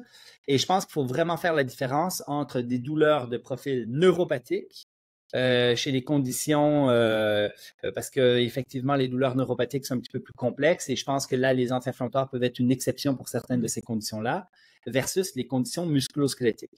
Donc, non, moi je pense même, je vais aller plus loin que ça. Et j'en parle dans les cours qu'on donne, parce que c'est un peu à contresens aujourd'hui de la médecine, justement, qui veut contrôler la douleur pour ne pas développer de douleur chronique. Moi, je pense que ceux qui n'ont jamais eu de douleur sont beaucoup plus à risque et ont des systèmes nerveux beaucoup plus à risque de développer des sensibilisations de leur système nerveux et des douleurs chroniques. Moi, quand j'étais jeune, j'ai grandi sur une ferme, je me suis fracturé les doigts, je me suis fait des entorses de cheville, je me suis cassé des trucs et on avait à chaque été un de mes cousins ou moi qui était en plâtre ou qui était en béquille parce que on s'était blessé, on avait quelque chose. Moi, j'ai vécu de la douleur dans ma vie de façon ponctuelle, fréquemment. Parce que on faisait plein d'activités, on était sur une ferme et ainsi de suite. Et je pense que ça a fait de mon système nerveux un système extrêmement résilient. C'est-à-dire qu'aujourd'hui, je me fais une entorse, j'ai une douleur à quelque part, mon système nerveux sait et a confiance en lui et sait qu'il va guérir. Et je n'arrête pas de voir des gens qui sont des gens qui ont expérimenté très peu de douleur, qui ont des systèmes nerveux beaucoup plus fragiles. Et quand je dis beaucoup plus fragiles, ça veut dire qui, en fin de compte, tout d'un coup, vivent un syndrome de bandelette iliotibiale et 2-3 semaines après, ils ont sensibilisé leur système nerveux et là, ils tombent dans la catégorie des douleurs chroniques après 3 semaines. Parce que, en fait, peut-être que leur système nerveux n'avait pas l'habitude d'avoir des douleurs et ils n'ont jamais vraiment vécu de symptômes associés et là, tout d'un coup, c'est un peu la panique. Le corps humain est fait pour avoir vécu des traumatismes, des trucs, ça fait partie de la vie. Et moi, je pense que de vivre de la douleur, c'est une bonne manière de se préserver sur le long terme de douleurs chroniques. Donc, Mais faut vraiment. on est dans un sujet totalement de controverse. Et là, il faut faire un débat avec des rhumatos, avec des médecins, avec qui voient des douleurs chroniques. Mais moi, je pense qu'il y a un biais de sélection de ceux qui sont en douleur chronique. Parce que, bien évidemment, les personnes, avant de développer une douleur chronique, ils ont eu une douleur aiguë. Et c'est ça. Et moi, j'arrête pas de voir des douleurs aiguës en clinique et des douleurs. Je vois aussi beaucoup de douleurs chroniques. Et moi, je pense que voilà, qu'on s'est égaré sur cette question-là, mais c'est un sujet de débat. Ouais, complètement. Mais c'est prévu d'inviter un médecin de la douleur justement pour discuter un peu de ces sujets-là. Mais c'est vrai que c'est Alors, il faudra important de le voir. challenger, hein. Ouais. Il faudra bien le challenger sur la science qui supporte le fait que de contrôler une douleur aiguë. Et après ça, quand on parle de douleur aiguë, de différencier les douleurs de type neuropathique, genre j'ai une hernie discale avec compression radiculaire, versus j'ai une entorse, j'ai une atteinte ligamentaire et ainsi de suite. Et dans le contrôle de la douleur, en musculo-squelettique, on sait que les anti-inflammatoires sont plus efficaces, mais clairement délétères. Donc, voilà, à réfléchir. Complètement. Mais c'est très important de voir la douleur, comme tu dis, comme une information, un messager, plutôt que vraiment comme quelque chose de mauvais. En fait, c'est votre corps qui vous informe qu'il se passe quelque chose, mais qu'il est aussi potentiellement en train de se réparer. Et ça fait partie de tout le processus. Comme tu dis, ça fait partie de la vie. Mais on s'écarte un petit peu, mais c'est vrai que c'est quelque chose qu'on voit dans le système de santé actuel. Il y a une consommation de soins et une envie de tout de suite, de ne plus avoir mal et de ne plus avoir de problème. Mais parfois, avoir mal, c'est bien et ça permet au corps de se réparer. Oui, et j'ai envie de rajouter quelque chose parce qu'on est dans un monde de surmédicalisation, de surinvestigation, de surtraitement. Et c'est vrai pour les kinés, pour les médecins, pour tout le monde, mais c'est vrai aussi pour les patients qui demandent des examens paracliniques, qui demandent d'avoir une pilule. Je suis allé voir le médecin, il m'a même pas prescrit de pilule. Je vais aller voir un autre médecin. Fait que, c'est une problématique qu'on vit. Il faut éduquer nos patients, il faut éduquer les gens. Mais clairement aujourd'hui, et on le reconnaît au niveau médical, hein, on le sait, on est dans un monde de surmédicalisation. On fait trop d'interventions, on fait trop d'investigations et l'ensemble de tout ça a des effets délétères sur la santé des individus. Quand on fait une radiographie sur une première lombalgie, on augmente le nombre de consultations subséquentes et on augmente le risque de chroniciser, comme les anti-inflammatoires. Sur une première lombalgie, on devrait donner des conseils, avoir une approche peut-être McKenzie pour essayer de soulager, que le patient soit capable d'auto-soulager sa douleur, l'éduquer, le rassurer, et puis c'est la meilleure chose qu'on peut faire actuellement. Pas d'anti-inflammatoire, à moins qu'une radiculopathie franche, avec perte de conductibilité associée. Bon, il y a 2-3 petites exceptions, mais pas de radiographie systématique d'emblée. Il y a des règles de pratique maintenant qu'on connaît en plus, hein, qui ont été étudiées, qui sont validées, qui sont mis de l'avant. Mais le corps médical, dans lequel j'inclus tout le monde, le kiné, le podo, le chiro, tous ceux que vous voulez, le médecin bien évidemment, ont des pratiques qui sont encore à l'ancienne. Il faut qu'on évolue. C'est toute la difficulté de réussir à correspondre aussi entre ce qu'on a envie de faire et la demande du patient qui, comme tu l'expliques bien, lui demande à ce que la douleur soit soulagée tout de suite, à avoir les petits cachets, comme ça il n'y a plus de problème, mais ça peut entraîner d'autres soucis derrière qui, eux, seront plus long terme. On parle beaucoup de douleurs musculaires, douleurs articulaires, des choses comme ça. J'aimerais qu'on revienne un petit peu aussi sur un des effets de la course à pied qui est pour le coup exceptionnel et vraiment important pour la santé, c'est sur le système cardiovasculaire. Est-ce que tu peux nous donner un petit peu quelques indications sur comment réussir à s'entraîner efficacement pour améliorer ses compétences cardiovasculaires et notamment les différents types d'entraînement et les zones de fréquence cardiaque qu'on peut entendre parfois? Alors, sujet très vaste et très large. Si vous êtes sédentaire, le simple fait d'intégrer dans votre journée des petits 15 secondes, 30 secondes de montée en intensité, exemple, je prends les escaliers 2 étages plutôt que de prendre l'ascenseur et je le monte rapidement et j'arrive en haut et je suis comme essoufflé. Ces microdoses cardiovasculaires dans une journée semblent avoir déjà des effets très intéressants sur la santé. Si vous êtes sédentaire, le fait de commencer à faire une activité quotidienne où vous êtes légèrement essoufflé, on parle entre 5 et 10 minutes, a un effet très important.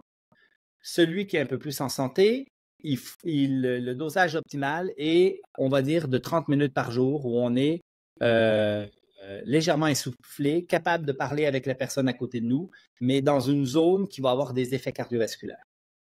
Celui qui est expérimenté, qui veut vraiment améliorer son VO2 max. Donc lui, il court, il est en santé, mais là, il dit, moi, je vais améliorer mon cardio. Et là, il veut vraiment améliorer son cardio. Il semble y avoir des avantages beaucoup plus importants à travailler à VO2 max, donc à haute intensité. Donc, 2-3 fois par semaine, il pourrait faire des intervalles où là, il va courir plus vite, il va s'essouffler davantage et il va faire des répétitions et des séries, des entraînements par intervalles de cette manière-là. Et ça va lui permettre, en le fractionnant, en faisant des 1, 2, 3 minutes de marche en chacun des intervalles, ça va lui permettre d'en cumuler davantage avant d'avoir un effet de fatigue qui est important. Et il va pouvoir entraîner son système cardiovasculaire de façon à s'améliorer et à être encore plus, à avoir encore un meilleur cardio, un meilleur VO2 max. Voilà. Donc, j'ai pris tout le spectre des personnes. Je ne sais pas si tu vas aller plus loin dans certains, mais quand on tombe chez l'athlète, la manière de s'entraîner, les zones, etc., ce n'est pas mon expertise de pointe. Je pourrais vous guider un petit peu là-dessus, mais clairement, je te référais par exemple à Olivier Roy-Baillargeon, qui est un PhD qui coach au Québec, qui est un des leaders de la clinique du coureur, qui donne les cours sur tout ce qui est physiologique. Donc, si jamais tu veux faire un bon podcast avec lui, il va pouvoir t'orienter là-dessus de façon à plus. Avec grand plaisir. Mais c'était plutôt très clair. On peut juste revenir peut-être sur le terme de VO2 max pour le vulgariser un tout petit peu. On va utiliser l'oxygène avec des substrats énergétiques pour faire de l'énergie puis pour pouvoir... et il y a des personnes qui sont capables d'utiliser beaucoup plus d'oxygène, d'utiliser un plus grand volume d'oxygène pour faire de l'énergie et faire en sorte, en fin de compte, qu'ils soient capables d'être à plus haut régime. Donc, moi qui ai un VO2 max qui est moyen, ben, je vais moins vite que celui qui a un gros VO2 max pour une même économie de course.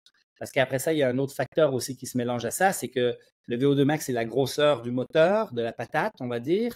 Mais après ça, c'est combien ça te coûte pour te déplacer sur 1 kilomètre.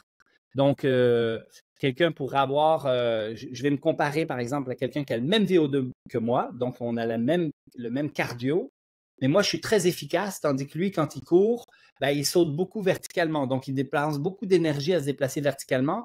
Donc, pour se déplacer sur 1 kilomètre à la même vitesse que moi, il a besoin d'avoir un meilleur VO2, sinon il va être plus lent. Donc, on a comme le VO2 max qui est un peu ta machine versus ton économie de course, qui est combien ça te coûte en gasoline par kilomètre, en fin de compte, qui sont deux facteurs qui se multiplient. Donc voilà. J'ai essayé de faire une histoire vulgarisée courte, mais voilà. Ouais, c'est très clair. Et ça me permet de rebondir aussi un peu sur quelque chose qu'on n'a pas encore abordé, c'est l'aspect technique de course. On entend parler un peu de plein de choses, l'attaque, est-ce qu'on attaque par la pointe, le talon, par le médio-pied, le nombre de foulées, la fréquence. C'est quelque chose que j'ai découvert en m'entraînant pour le marathon, mais c'est vrai qu'avant, j'avais jamais entendu parler de ça. Qu'est-ce qu'une bonne technique de course au final? J'interromps rapidement l'épisode. Si le podcast vous plaît, prenez quelques secondes pour vous abonner et laissez 5 étoiles sur la plateforme que vous utilisez.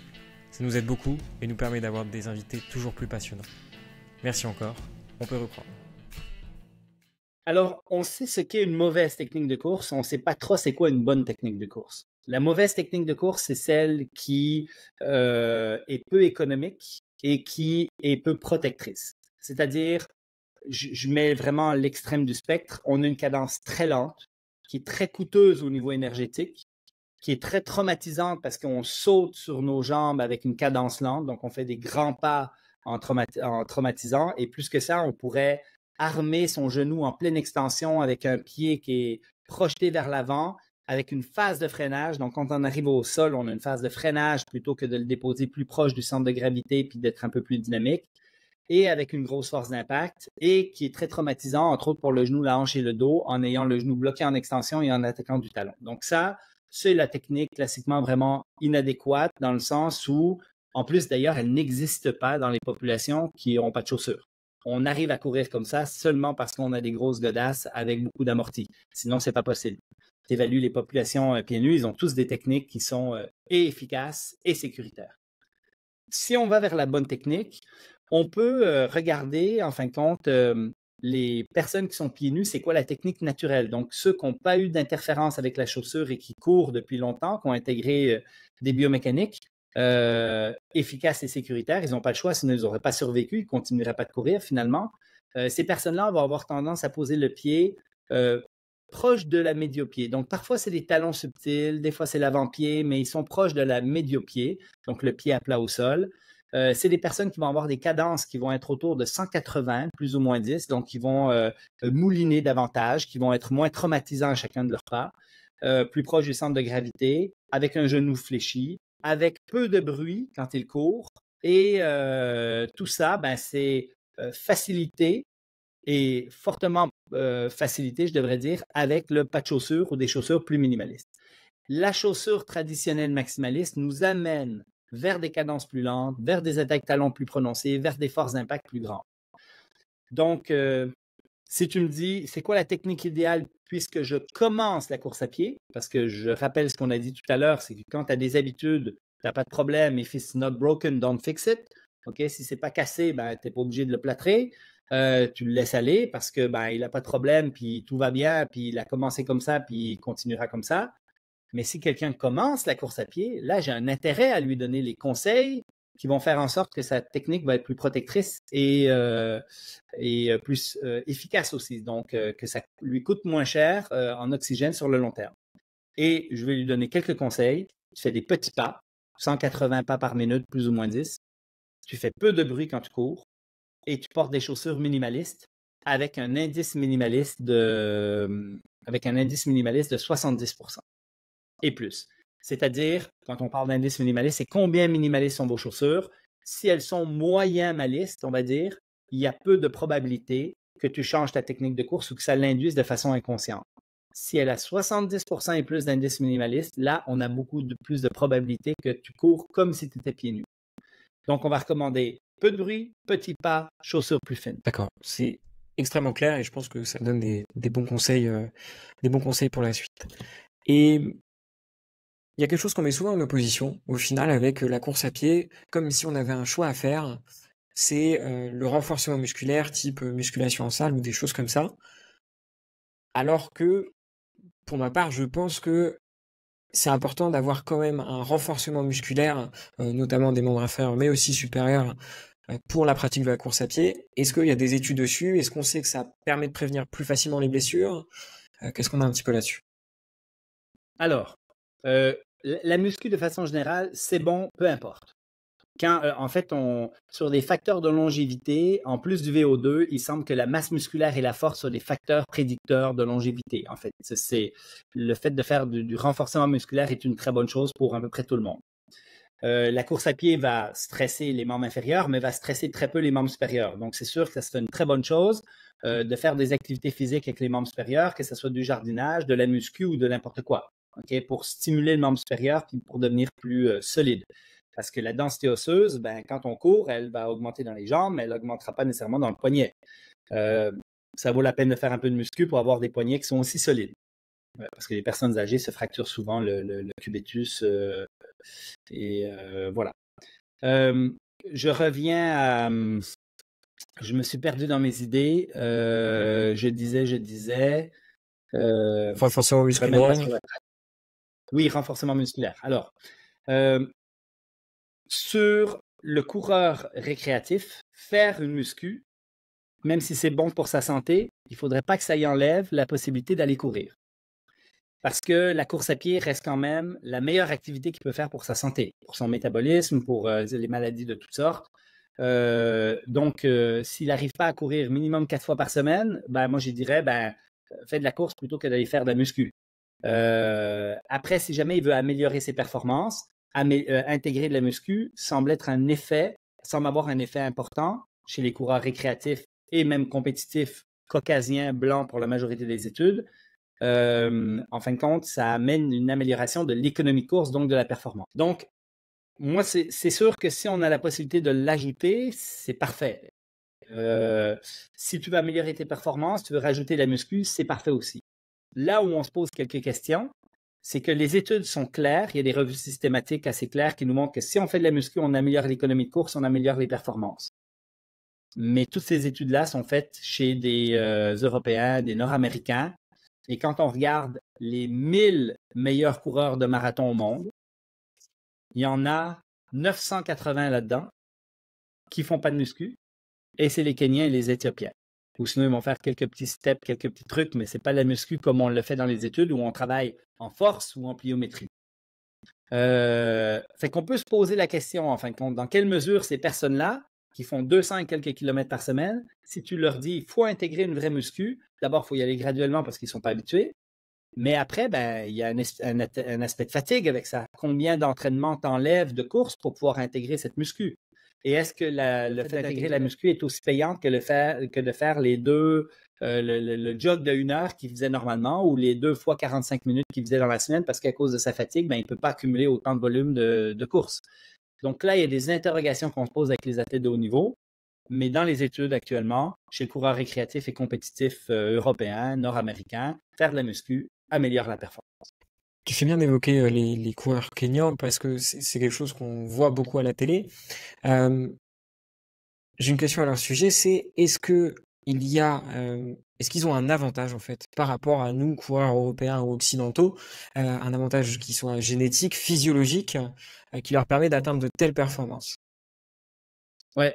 Alors, c'est très intéressant parce que ça fait 2 années qu'on va au Kenya, à Iten, justement, là où il y a tous les athlètes de haut niveau.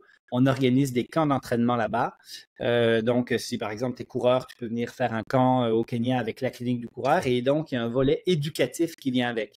Et quand tu es professionnel de la santé, comme médecin ou physio, kiné, tu viens dans ce qu'on appelle le cours 3.0. Là, il y a tous les soirs, on a des formations, des cas cliniques et ainsi de suite. Et donc, on a épluché la littérature pour répondre à cette question-là, et c'est le début du camp, c'est pourquoi les Kenyans sont si forts. Parce qu'encore une fois, tu regardes les 100 meilleurs coureurs de tous les temps sur marathon, il y en a 2 qui ne viennent pas de l'Afrique de l'Est. C'est quand même impressionnant. Donc, qu'est-ce qui se passe? Et là, on a épluché la littérature, et je vais faire quelque chose de très synthétique et bref. Leur physiologie, leur VO2 max semble pas être supérieure à nos meilleurs coureurs caucasiens, européens. Leur capacité pulmonaire, leur type de fibre musculaire, pas vraiment de différence. Et il y a des aspects génétiques de l'endurance qui ont été identifiés, des gènes particuliers, pas de différence non plus. Ce qu'on constate par contre, c'est qu'ils sont plus économiques. Ce que je disais tout à l'heure, pour se déplacer d'un point A à B, ça leur coûte moins cher en oxygène. Et là, on se dit, OK, ils sont plus économiques parce qu'ils courent plus, parce qu'ils ont il y a plein de raisons d'être plus économiques. Et la raison principale qu'on a trouvée pourquoi ils sont plus économiques, c'est parce qu'ils ont des tendons d'Achille plus longs, des masses distales plus petites, des plus petits mollets. Donc, ça coûte, ce qui est distal au niveau de la jambe coûte très cher à mobiliser. Et ils ont des calcanéums plus courts. C'est les 3 particularités morphologiques identifiées qui expliqueraient pourquoi ils sont plus économiques. Et l'économie de course est le facteur numéro 1 pourquoi les Africains de l'Est sont plus rapides que nous. Donc, calcanéum plus court, qui est comme un peu le petit braquet au vélo, là, qui donne un peu plus de puissance. Les masses musculaires, les mollets qui sont très, très hauts et très petits comparés à nous, nos gros mollets de caucasiens blancs. Ça, c'est plus économique aussi. Et un long tendon d'Achille qui a un aspect d'élasticité qui semble être retourné plus d'économie. D'accord, donc vraiment quelque chose de morphologique plus que physiologique interne, quoi. Exactement. Ok. J'aimerais revenir aussi un petit peu, alors on a parlé de tout un tas de populations diverses et variées. Une population qui ne se considère pas comme impliquée dans la course à pied la plupart du temps, c'est la population qui est plutôt âgée. Considérant que c'est quelque chose de traumatique, considérant que c'est quelque chose qui est pour les jeunes, je mets des guillemets bien sûr. Ouais. Est-ce que c'est le cas? Est-ce que on peut commencer la course à pied quand on avance en âge, même si on a un début de syndrome fémoro-patellaire, un début d'arthrose? Est-ce qu'il y a quand même des avantages à tout ça? Certainement. En fait, on peut commencer la course n'importe quand dans une vie. Et on n'en a pas parlé, mais je rajouterais les femmes enceintes, en fin de compte, l'activité de la course à pied qui a été souvent proscrit devrait être plutôt prescrit. Donc, on devrait, même si on ne courait pas avant, commencer à marcher vite, à courir quand on est enceinte parce que les avantages sur la santé sont énormes. On pourra en parler si tu veux. Je reviens aux personnes âgées. Clairement, il n'y a que des avantages à faire de la course à pied. Alors, il y a quelques petites conditions qui vont rendre ça un peu plus complexe, comme les sténoses vertébrales. Là, c'est un peu compliqué parce que quand on court, on a beaucoup d'extensions lombaires. Mais après, quand les personnes âgées font de la course à pied, ben, souvent, ils vont un peu moins vite. Ils ont une cadence élevée. Ils ont une foulée qui est raccourcie. Donc, c'est pas tellement important. Et l'arthrose ne devrait pas être un frein au fait de faire de la course à pied. Parce que ce qu'on sait aujourd'hui, c'est que la course à pied a des rôles préventifs sur l'arthrose. Donc, on va avoir des cartilages plus solides, plus résistants en courant régulièrement. Mais même les personnes âgées, même avec de l'arthrose, bénéficient de la course à pied pour freiner l'évolution de l'arthrose et entretenir le cartilage encore restant. Donc, il n'y a pas d'âge pour commencer. Moi, quelqu'un qui vient me voir, il a 70 ans et il dit, moi, j'aimerais ça commencer la course à pied. J'ai aucun problème. Alors, est-ce qu'on va commencer à 3 fois 1 minute? On va peut-être commencer à 3 fois 15 secondes. On va peut-être cheminer vers du 3 fois 30 secondes, 45 secondes avant d'arriver aux 3 fois 1 minute. Et après ça, de faire le programme niveau 1 de la clinique du coureur qui progresse très doucement, de faire du surplace à certains niveaux parce que leur métabolisme plus lent va peut-être faire en sorte qu'ils vont s'adapter moins vite. Mais tant qu'ils ne sont pas morts, ils s'adaptent. Et c'est ça qui est important de retenir. En fait, c'est que on a le fait de bouger est la meilleure chose que vous pouvez faire pour bien vieillir. Il faut bouger, il faut stresser son corps dans le bon dosage. Et même si on n'a jamais bougé de notre vie, on aura toujours des bénéfices à bouger. Hein. Ça, c'est vraiment très important. Personnes qui se disent, c'est trop tard, de toute façon, j'ai jamais rien fait avant. Non, c'est jamais trop tard. Il est toujours temps de vous mettre à bouger et vous en tirer toujours les bénéfices nécessaires. Et on peut revenir, du coup, puisque tu l'as abordé, sur les femmes enceintes. Donc maintenant, c'est quelque chose que toi, tu conseillerais à faire. Oui. On a trouvé des bénéfices sur quelle chose à peu près chez ces personnes-là? Sur à peu près tout. En fait, d'abord, chez la femme, moins de préclampsie, moins de diabète de grossesse, accouchement plus facile, moins d'utilisation de forceps et d'instruments pour l'accouchement, meilleure récupération post-accouchement. Ce qu'on sait maintenant, c'est que pendant la grossesse, en fin de compte, si on fait de l'activité, on peut continuer de faire de l'activité comme on faisait avant. On peut même commencer l'activité si on n'en faisait pas. Il y a 80% des femmes enceintes qui bougent pas assez, qui font pas assez de cardio. Et donc, on leur recommanderait de commencer ça. Après, il y en a qui, quand ils courent, ont des douleurs qui leur permettent pas de courir. Donc, on va faire du vélo, c'est correct. Mais l'idée, c'est d'arrêter de penser que la course est mauvaise pour la femme, pour le fœtus, pour quoi que ce soit. Les femmes peuvent courir s'ils veulent et s'ils se sentent suffisamment bien jusqu'à 9 mois de grossesse, jusqu'au jour de l'accouchement, il n'y a aucun problème. On peut avoir des intensités qui vont jusqu'à 16/20 sur l'échelle de Borg, 90% des pulsations cardiaques maximales sans qu'il y ait de souffrance fœtale associée. Donc, il faut arrêter de croire aussi que c'est dangereux pour le fœtus que de faire de la course à pied, parce que même à faire un peu d'intensité, c'est pas si grave. C'est même une bonne chose. On a souvent dit aux femmes, le premier trimestre, il ne faut pas que tu sautes, il ne faut pas que tu cours, mais la course à pied, si tu cours adéquatement, c'est pas de la trampoline, hein, c'est pas un sport à très grands impacts. Ça, c'est la première chose. Et puis, les avantages sont tellement grands qu'on devrait inciter toutes les femmes à dire, sois le plus actif pendant ta grossesse. Tu vas avoir des bénéfices et pour toi et pour l'enfant qui vont être importants. C'est quelque chose que, quand j'étais en stage en gynécologie, un gynécologue répétait ça assez souvent, c'est que la grossesse, c'est pas une maladie et ça ne doit pas vous empêcher de faire plein de choses et notamment de faire du sport. Ça, c'est vraiment très important à intégrer aussi. Et une petite parenthèse par rapport à ça, parce que j'aime bien ce que tu as dit, c'est que pendant la grossesse, la femme modèle a tendance à être très conservatrice parce qu'elle a peur que ça soit mauvais pour son fœtus, pour le bébé, etc. Au moment où elle a accouché, là, on repeinture la maison, on se remet en forme le plus vite possible et c'est là où habituellement les femmes vont trop vite et c'est là où peut-être qu'il faut y aller un petit peu plus conservateur, c'est-à-dire écouter son corps, s'assurer d'avoir un plancher pelvien qui retrouve sa vigueur, sa capacité à soutenir pour pas avoir de miction. Et là, la reprise de course après, il n'y a pas de règle. Hein. Les consensus d'experts ne nous donnent pas de règle de temps. Souvent, on va dire la moyenne, c'est 3 mois, mais il y en a qui commencent à 6 semaines, il y en a qui commencent à 3 semaines, il y en a que ça prend 6 mois, donc c'est vraiment variable d'une femme à l'autre. Mais c'est la partie sur laquelle, là, ça vaut la peine. Puis en plus, vous avez un système en France où vous pouvez aller consulter un kiné pour spécialiser en périnéal pour être orienté. Mais clairement, c'est quelque chose qui peut être intéressant à faire. Complètement. Et c'est vrai que là, on a du coup touché beaucoup de populations. Est-ce qu'il y a quand même des gens pour qui il est déconseillé de faire de la course à pied ou pas? Écoute, moi, j'ai souvenir de quelques patients dans mes 25 ans de pratique. J'ai seulement souvenir de quelques patients à qui j'ai dit tu peux pas courir. Moi, j'ai fait courir des personnes qui faisaient 400 livres, je sais pas comment, 200 kilos.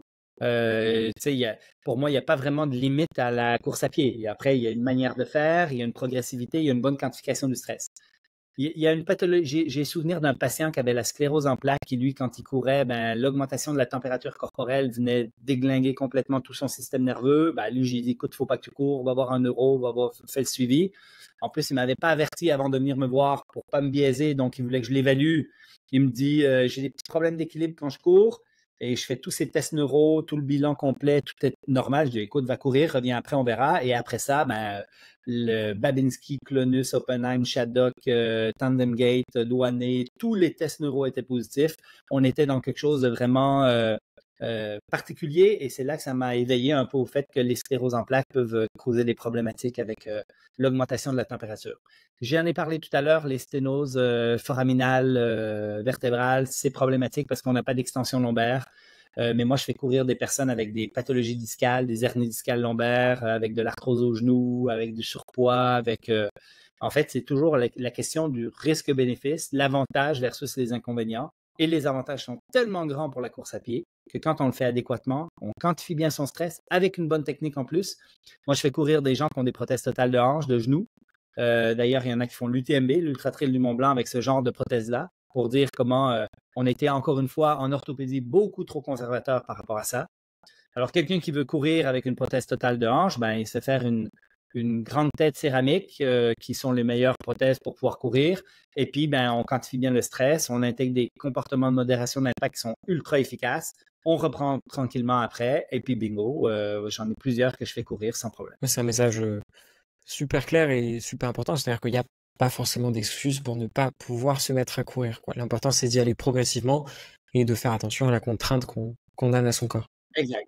Et d'avoir envie de le faire. Et d'avoir envie, ça fait aussi partie des choses les plus importantes. Tout le monde doit courir, mais courir a trop d'avantages pour qu'on le mette de côté. Oui, et puis après, voilà, on retrouve aussi dans tout un tas de sports aussi certains bénéfices de la course à pied. Et ce qui est important, en fait, c'est surtout de faire de l'activité physique et de bouger le plus possible. Exact. Une des choses qui limite beaucoup les personnes ou qui posent beaucoup de questions ici au début, c'est un peu le choix des chaussures. Alors, on a vu ce point-là sur la semelle, donc d'avoir les chaussures les plus minimalistes possible.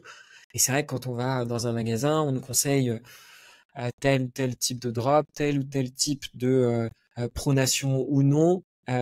Comment on arrive à bien choisir une paire de chaussures de course au final? Le drop fait à peu près aucune différence sur rien. OK, donc arrêtez de vous soucier du drop, on s'en fout. L'indice minimaliste, qui est la mesure de 5 critères sur la chaussure, c'est-à-dire le poids, la flexibilité, l'épaisseur, le drop et les technologies de contrôle de la pronation, te donne une note globale en lien avec ces 5 critères-là. C'est l'indice minimaliste.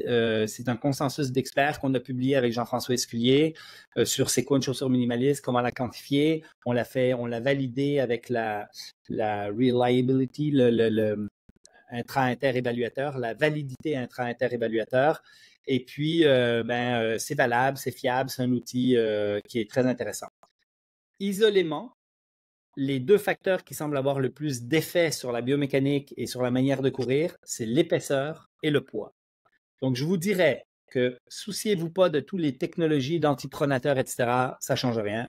Souciez-vous pas du drop, ça ne change pas grand-chose. La flexibilité, c'est beaucoup dépendant de votre confort et de vos habitudes. Mais essayez, quand vous êtes surtout débutant, d'avoir des chaussures qui sont plus minces, plus près du sol et qui sont plus légères. Ces deux critères-là vont faciliter chez vous l'intégration d'une cadence plus élevée et une réduction de l'attaque talon et des forces d'impact importantes. C'est-à-dire vous allez, avec une semelle plus mince, mieux absorber par vous-même, développer des comportements de modération d'impact qui sont plus efficaces et vous allez développer quelque chose qui est plus durable dans le temps. Si jamais vous faites partie de l'ensemble des coureurs qui sont rentrés dans une boutique, qui se sont fait vendre la chaussure traditionnelle, je ne dis pas que c'est une bonne chose ce qu'on vous a vendu, je pense même que c'est une mauvaise chose, mais si vous n'avez pas de problème, ne changez pas vos habitudes. Super intéressant et c'est vrai que on a tendance à croire un peu la personne qui nous vend les chaussures en face, tout ce qu'elle a dit. Typiquement, moi j'ai acheté pour le marathon de Paris l'année dernière, la chaussure avec à peu près ça d'amorti pour limiter l'impact justement sur mon talon. Résultat des courses, j'ai eu des douleurs au bout du 8e kilomètre. Donc je prends les conseils avec grand plaisir. Est-ce qu'il y a des choses, toi, que tu souhaites aborder ou pas? On a fait un beau tour d'horizon quand même. Hein? Qu'est-ce qu'on pourrait dire de plus? Sur les chaussures, C'est la mode à la plaque de carbone sur la performance. Je peux te faire un petit topo rapide sur la réalité autour de ça parce que ça, c'est une réussite marketing de Nike qui est exceptionnelle, qui a contaminé tout le monde. Tout le monde y croit. Tout le monde est convaincu que la plaque de carbone va améliorer ses performances. Ok. Et qu'est-ce que tu penses de la plaque qu'est-ce que tu penses de la plaque de carbone du coup? Ben, la plaque de carbone ne change absolument rien. En fait, on a des études où on l'a coupée en petits morceaux versus intègre et ça ne change absolument rien sur l'économie de course. En fait, la nouvelle génération de chaussures à plaque de carbone a été commercialisée avec cette fameuse plaque de carbone. Mais ce qu'on a réussi à faire, qui est une vraie innovation, c'est qu'on a réussi à faire des chaussures maximalistes qui ressemblaient aux chaussures d'entraînement de la majorité des gens, mais qui étaient beaucoup plus légères. Donc, on arrive maintenant avec la Adidas à descendre à 140 grammes. La Next de Nike avait du 180 grammes. Et on avait des chaussures avec des foams qui étaient plus résilients et compliants, qui donc ont un peu moins de perte énergétique. Donc, le foam a peut-être une petite influence subtile. Le fait qu'on ait une chaussure qui soit maximaliste et légère, c'est ça qui a le plus d'effet. Et moi, je pense qu'on a un effet placebo chez les gens qui est phénoménal parce que tout le monde les utilise, tout le monde y croit. Donc voilà, tu viens t'acheter une chaussure à la nouvelle d'Adidas, elle fait 500 €. C'est quand même, ça n'a pas de sens. Bref, il y a clairement c'est vraiment une mise en marché dans les dernières années, la mise en marché de la chaussure à plaque de carbone de Nike, qui a contaminé toutes les autres marques et qui ont fait leur propre chaussure à plaque de carbone et que tout le monde les porte et que tout le monde les utilise en croyant que ça améliore les performances. Quand on regarde l'ensemble des études, on a des variabilités interindividuelles avec ce type de chaussure-là qui est entre moins 11 et plus 11. Ça veut dire au niveau d'économie de course. Ça veut dire qu'il y en a qui ont une détérioration de leur course de façon phénoménale. Ils détériorent leur biomécanique assez, qui deviennent de moins en moins efficaces. Donc, eux, sur le chrono, clairement, ça va être une catastrophe. D'autres ont des améliorations qui sont phénoménales dans les études individuellement.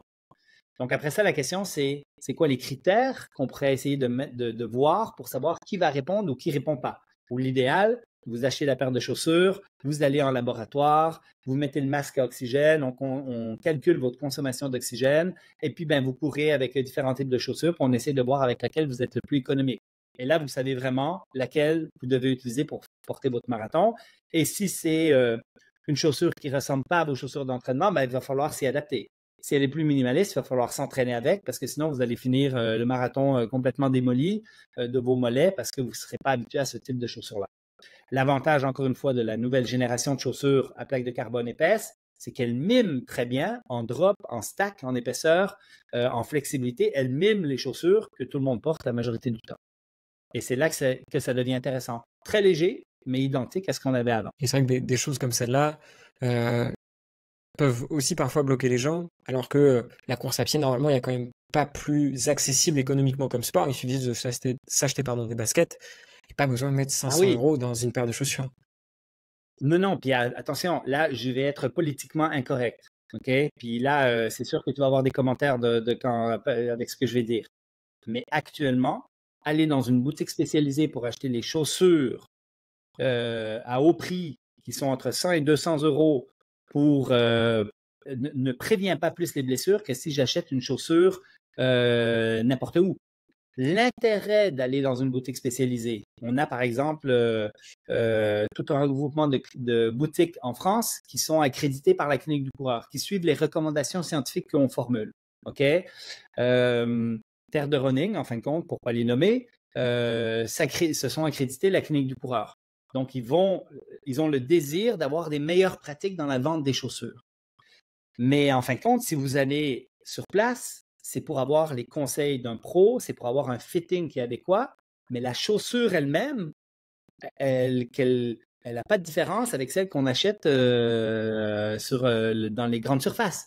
En fait, la chaussure elle-même n'est pas gage de prévention des blessures. C'est le conseil client, c'est le fitting, c'est les conseils qui viennent avec qui donnent un intérêt à l'ensemble de ces personnes-là. Et s'ils vous font les bonnes recommandations, parce que si vous rentrez dans une boutique spécialisée, qu'on vous dit tu as besoin d'amorti pour prévenir tes problèmes de genoux, c'est un problème de connaissance et en fait, c'est juste un mauvais conseil qui est pire que bien et puis voilà. Et si on te dit, ben, si tu veux performer, tu as besoin de la plaque de carbone, ben, t'espères être dans ceux qui répondent et non pas dans ceux qui répondent pas. C'est sûr. Et Voilà. ça permet de poser la question de les chaussures, à quel moment on doit les changer, du coup, parce que si tu dis qu'il n'y a pas besoin d'avoir des chaussures qui coûtent des centaines d'euros, est-ce que ça vaut le coup aussi de changer les chaussures, comme on dit habituellement, au bout de à peu près, bon, soit tous les ans, soit tous les 800 kilomètres, suivant comment on court? Ouais, alors ça aussi, ça n'a aucune valeur scientifique. En fait, ce qu'on sait, c'est qu'il y a une perte d'absorption dans la chaussure après un certain nombre de kilomètres. On avait des études, en fin de compte, qui montraient qu'après 400 kilomètres, tu avais 50% de ton EVA qui ne répondait plus. Donc, ça Oui. justifiait le changement. En fait, actuellement, on change la chaussure quand la chaussure devient un facteur d'exacerbation d'un vice biomécanique. Donc, quand elle commence à être mal usée, quand elle commence à t'emporter dans un mouvement auquel tu n'es pas habitué, parce que tu l'as tellement usée en latéral que là, tu poses le pied beaucoup plus en latéral, versus tu l'as tout écrasé en interne, puis à chaque foulée, tu vas trop loin dans ta pronation, ben ça, c'est un vice biomécanique auquel tu n'es pas adapté, causé par la chaussure. Ça, c'est le temps de la changer. Moi, j'ai couru 2000 km avec certaines chaussures, 400 avec d'autres, parce que finalement, elles étaient déchirées, déformées, ou etc. Il n'y a pas de règle. Et c'est pas, si vous êtes vraiment bien dans vos chaussures, c'est pas vrai non plus qu'il faut absolument la changer aux 6 mois ou en 1 an. Ok. J'aurais dû savoir ça avant d'acheter mes chaussures juste avant le marathon. J'avais une autre question aussi. On compare souvent les différentes courses, les différentes le trail, le marathon, l'ultramarathon, tout ça. Est-ce qu'il y a une pratique qui est plus traumatique et je dirais moins bonne pour le corps qu'une autre, ou tout dépend un peu de l'entraînement et de ce qu'on peut y faire à côté? Tout dépend de l'entraînement, tout dépend de la progressivité. Celui qui fait un marathon la première année de pratique, qui s'expose un peu, il se met à risque, clairement. Je vais souvent recommander si jamais tu as vraiment un intérêt à augmenter tes distances et aller vers le marathon, ben, la première année de pratique, fais des 10 km, la deuxième des demi, puis la troisième un marathon. Ça te permet d'être beaucoup plus progressif dans ton volume global, d'adapter ton corps, de le rendre plus tolérant. De la même manière que si tu commences à courir, ton objectif, c'est de faire un ultra de 160 km, tu t'exposes quand même. Tu te mets un peu à risque. Après, si jamais tu es bien préparé, à partir de ce moment-là, on ne connaît pas la limite du corps humain. On ne sait pas, et c'est vraiment propre à chacun. Il y en a qui ont des grandes tolérances et qui vont tolérer beaucoup plus de volume que d'autres. Donc voilà. J'avais quelque chose, j'ai perdu mon idée, mais redis-moi ta question juste pour être. Je pense que j'avais autre chose à dire. La question c'était, est-ce qu'il y a quelque chose de plus traumatique entre le trail, le marathon et tout ça? Oui. Alors, c'est plus pour venir sur les types de surfaces. En fait, actuellement, les études ne montrent pas que les surfaces dures sont plus à risque de blesser que les surfaces molles ou inversement. Ça, c'est des études épidémiologiques. On fait des questionnaires, on questionne 1000 coureurs et puis on leur dit sur quel type de surface vous courez, puis on regarde l'incidence des blessures dans la dernière année, puis on essaie de faire des corrélations, puis on dit, ouais, finalement, ben, on n'est pas capable de dire qu'il y a une surface qui est plus à risque que d'autres. En fait, c'est une question d'adaptation. Celui qui est adapté à courir sur le bitume, l'asphalte, et qui du jour au lendemain va dans le sud et court sur la plage, il n'a pas l'habitude d'avoir cette instabilité du sable qui fait en sorte qui va finalement augmenter le travail de certains groupes musculaires qui ne travaillaient pas sur la route autant et qui là va travailler beaucoup plus. À l'inverse, celui qui court toujours sur des surfaces molles, qui tout d'un coup commence à courir sur le dur, eh bien lui, il va avoir des comportements de modération d'impact qui vont être plus importants. Il va être obligé de travailler d'un peu plus avec son tendon d'Achille, avec certains groupes musculaires pour absorber le choc. Et ça fait en sorte que si on n'est pas adapté à une surface, on est plus à risque. Par contre, il y a, je crois, et là, il n'y a pas de science sur le sujet, c'est de l'expérience clinique et des hypothèses.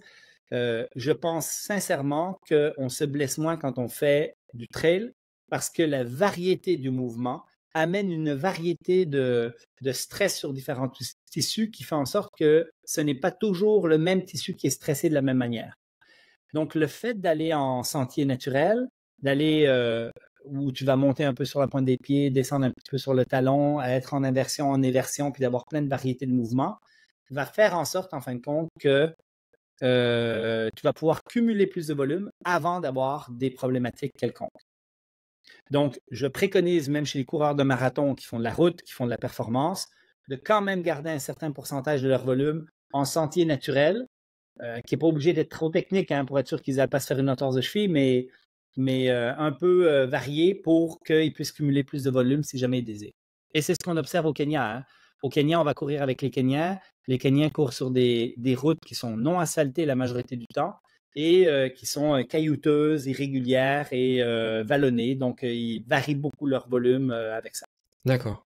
J'aimerais bien qu'on termine juste par 5 conseils qu'on donne à quelqu'un qui nous écoute, qui a été motivé un peu par tout ce qu'il a entendu et qui se dit, allez, demain, je me mets à la course à pied. Quels sont les 5 conseils qu'on pourrait lui donner? Tu vas chercher le programme niveau 1 de la clinique du coureur qui commence à 3 fois une minute. Tu vas sur la page quantification du stress mécanique du site de la clinique du coureur. Il y a un beau petit vidéo explicatif, c'est quoi la quantification du stress, un texte, il y a même l'outil. Ensuite, tu commences ta course à pied, tu vas t'acheter une chaussure à 70% d'indice minimaliste et plus. Si jamais tu es dans le sud de la France, tu as l'occasion de courir pieds nus, ben pourquoi pas commencer pieds nus? C'est la meilleure chose que tu peux faire. Parce que de toute façon, tu commences, tu vas faire 3 fois une minute, ton pied va probablement être tolérant à ça, il faut que tu trouves une surface dans laquelle tu es confortable, mais tu vas tout de suite intégrer des très bonnes techniques de course, des très bonnes biomécaniques si jamais tu commençais complètement pieds nus. Sinon, au moins 70% d'indice minimaliste. Après, tu commences la course à pied et tu te soucies de 2 choses. Je veux faire des petits pas, 180 plus ou moins 10 par minute, et je veux faire peu de bruit.